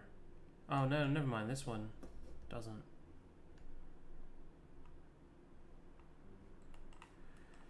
Okay. Tell you what, if I'm missing something, and it turns out there's something here that I didn't see, I'll come back and try and play it more. But right now, I cannot see how to get past this level, because I don't think there's any way to get all three connections on this disc here. Because you pass it like that. When you pass past it, what you have to do,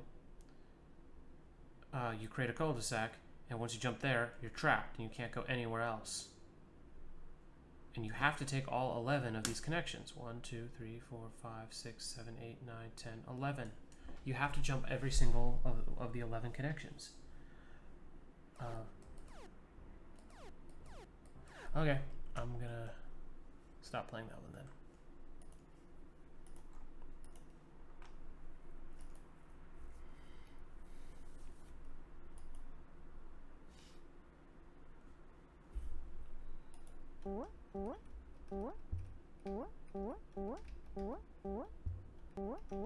Huh. Okay, so I gotta... This annoys me. W should make me go... W makes me go to the, up and to the right, when it just as well could make me go up and to the left. So I just kind of have to sit at an angle so the controls feel like they make sense. Try going off the edge. Try to loop around to the other side. Neat. Lava burns you. Ah, no undo button.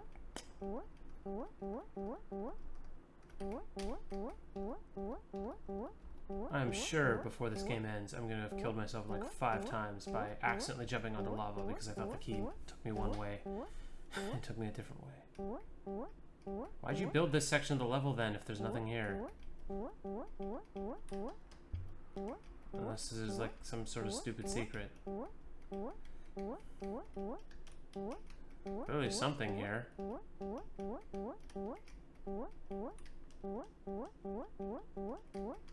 This guy...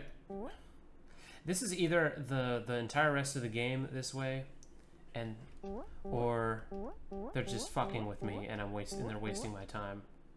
Yeah, yeah. See, you don't get to feel clever anymore because I predicted it in advance. Like, how the hell was I supposed to know whether you were fucking with me by making there's something important here, or fucking with me by making nothing important here? You're not as clever as you think you are. Blocked off edges do not loop. What?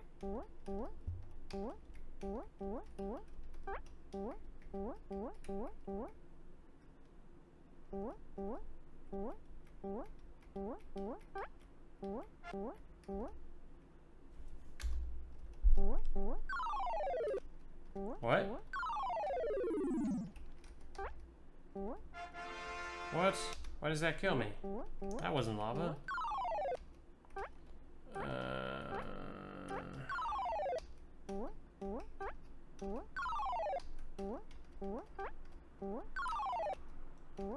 Oh, I have X number of moves. That's what it is.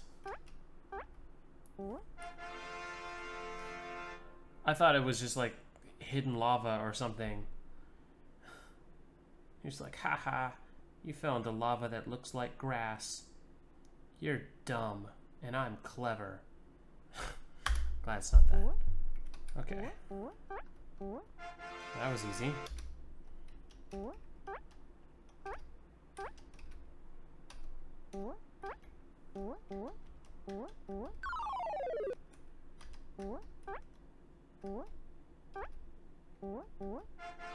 Okay.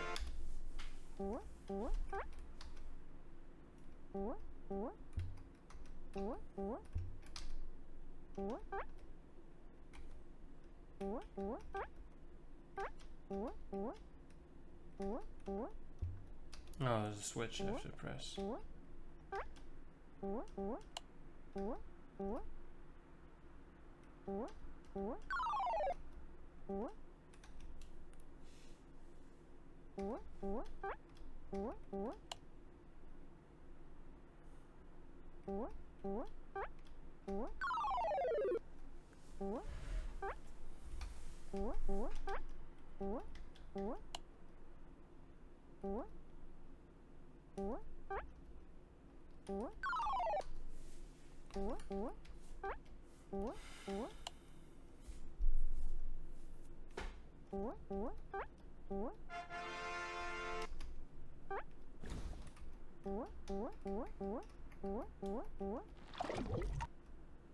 Water kills me and lava kills me? Oh man.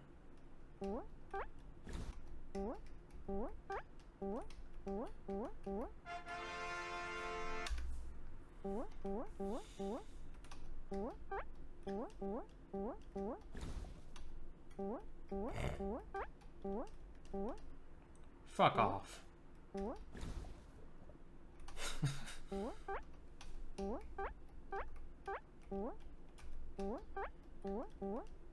Okay, so what is the layout of that?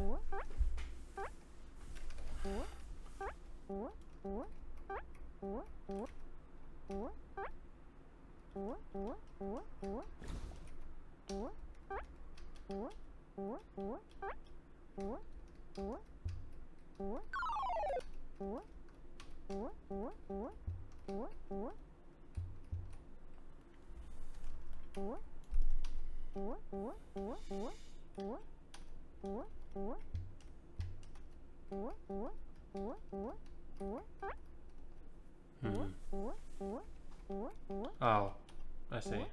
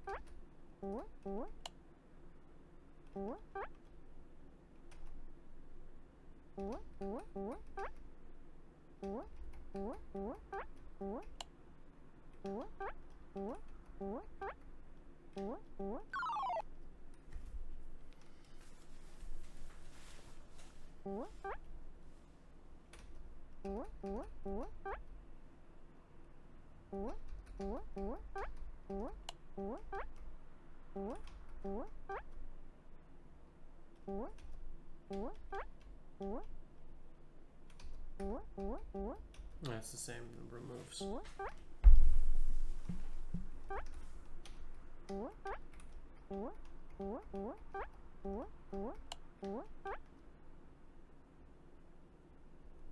One, two, three, four, five, six. No, that's not quite enough.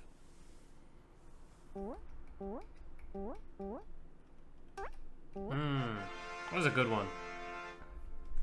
Well, because you think you want to wrap from the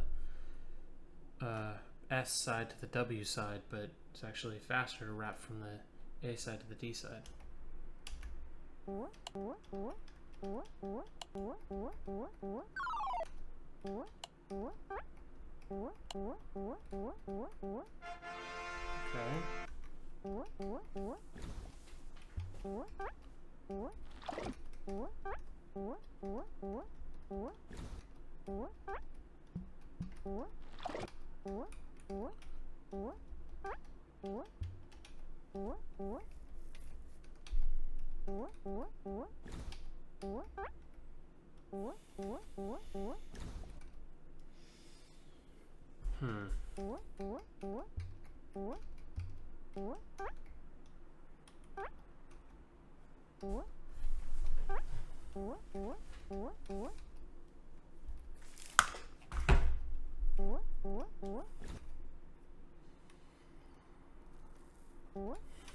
Okay, so the actions I can take right off the bat, that doesn't work. Yeah, the only thing I can do is go over here.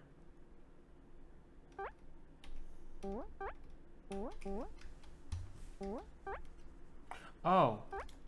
See, I didn't know about that. Your isometric view is kind of covering up. You see...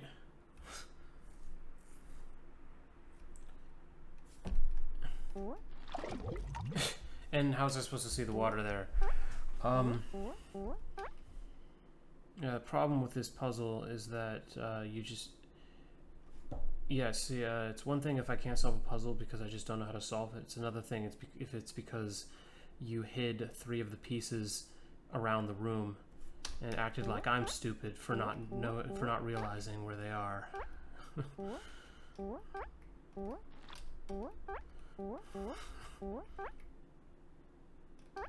Okay.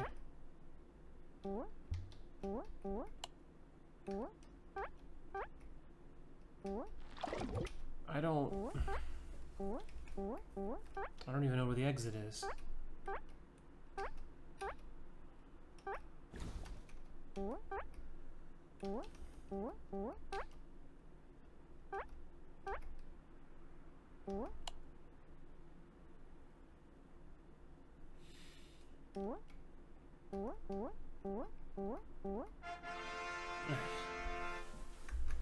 Okay.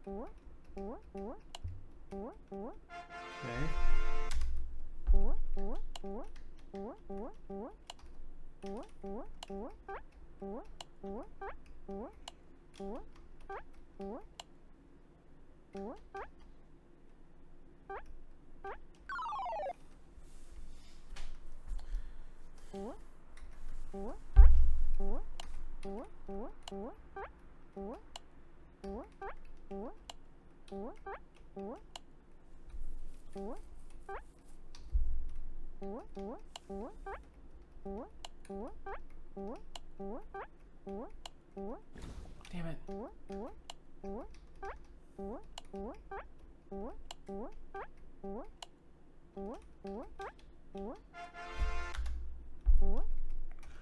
Okay, these puzzles are starting to really blend into each other.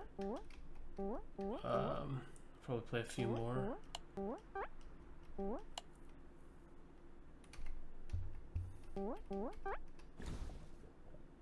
Okay.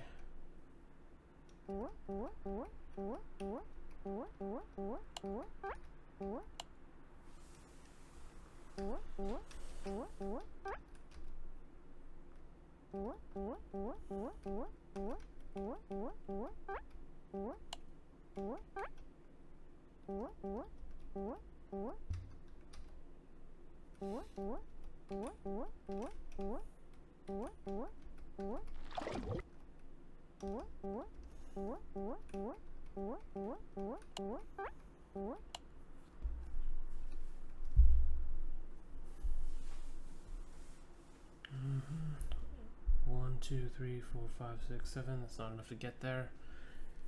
So either there's a faster way to get there from here, or there was a faster way to get to here that I'm missing.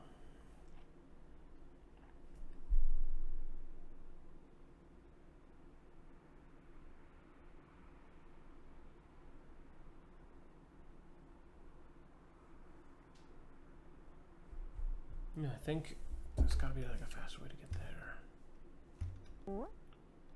1, 2, 3, 4, 5, 6, 7, 8. 2, 3, 4, 5, 6. Oh.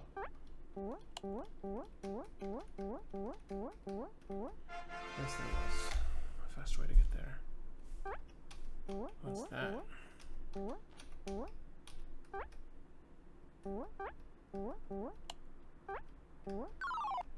Oh, yeah, I see. Oh, I see. Oh, okay. Oh, I made the same mistake again.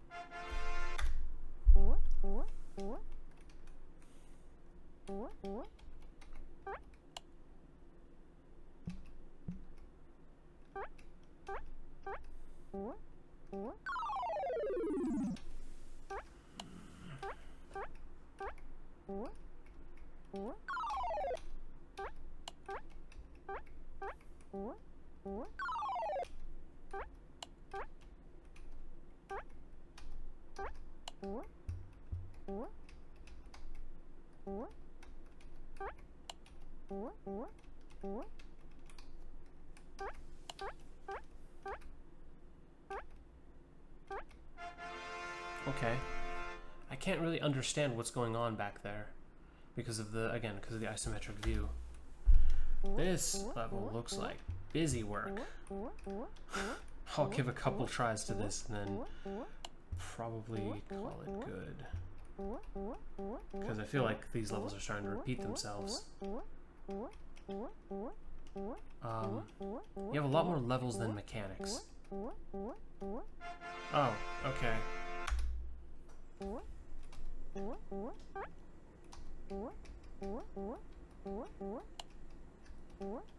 why am I not able to loop around there? If I press W here, why do I not loop? Oh, because I'm already there. Yeah, I can't loop around because it's one block wide.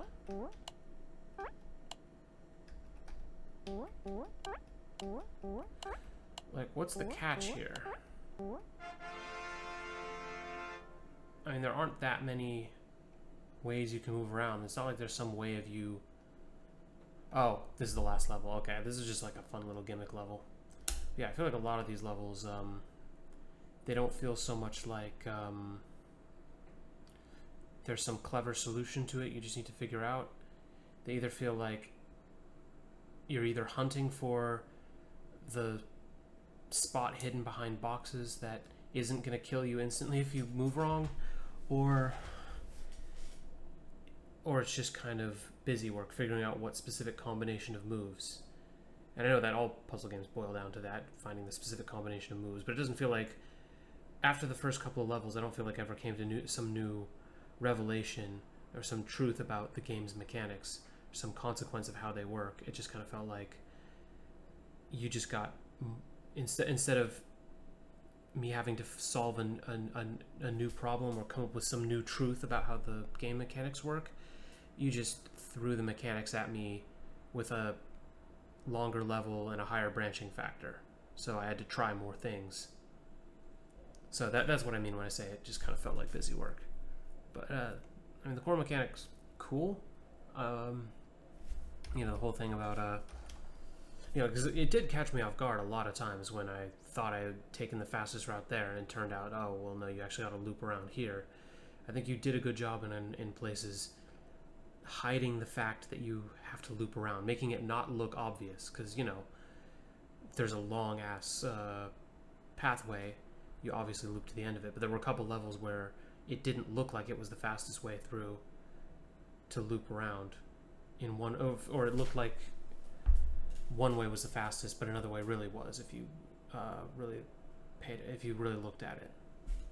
So those levels were good, but I feel like you had more levels than your mechanics could support. Honestly, I feel like this is like a 6 or 7 level game given the number of mechanics, but you just kept adding more, and I don't think that was necessary. But yeah, I think that's all I have to say. Nice job. And I think I'm only going to do one more. Oh yeah, the big loop. Please enter full screen. A lot of games don't work in windowed.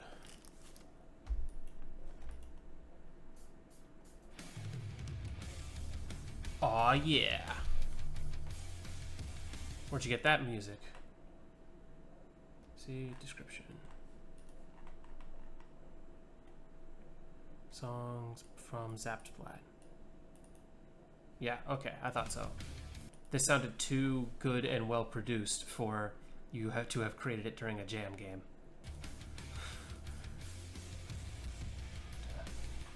Okay.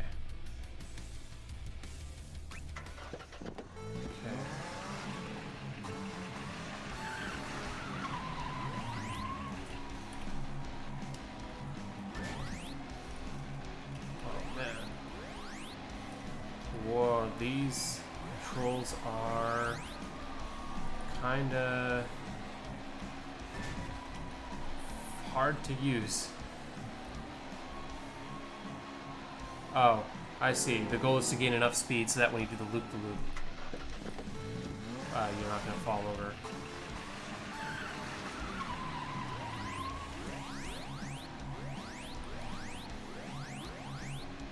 Okay.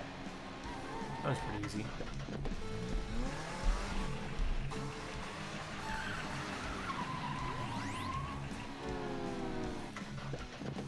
These do not feel like car controls. It feels like I'm a piece of ice sliding on a big slab of ice.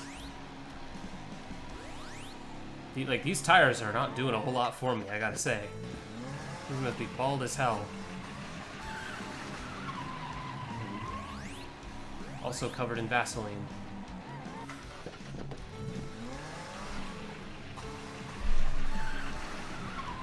I think there's no turning, it's just strafing to the left.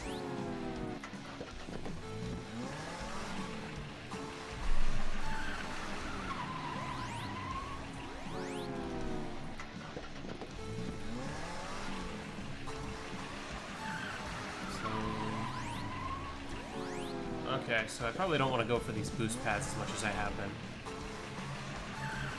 Go for the first boost pad and the other ones I'll just ignore. Okay, but I think that's the loop right there. So I think these levels are short. Nope.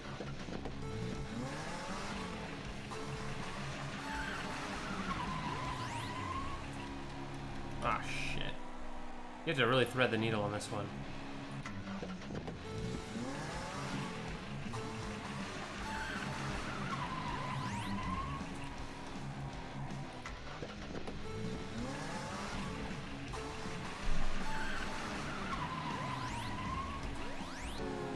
Ah, slipped too much to the left.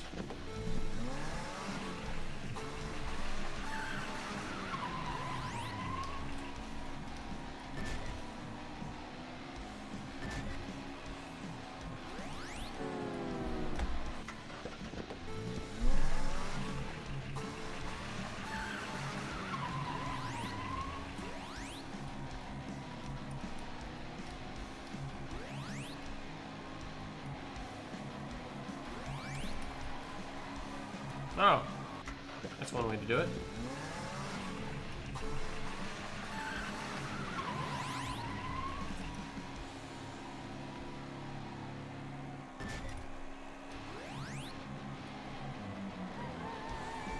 Cool, cool. Alright, simple. Simple. Good racing game. Yeah. I do like the design of the courses. I mean, you put a lot of work into making into creating cool environments. I mean, it's each level feels different. I like that. The actual racing mechanics are pretty. They don't feel great to control. I mean, again, there's no turning. You just sort of slide to the left and right. It's like boat physics in Minecraft, or boats on ice.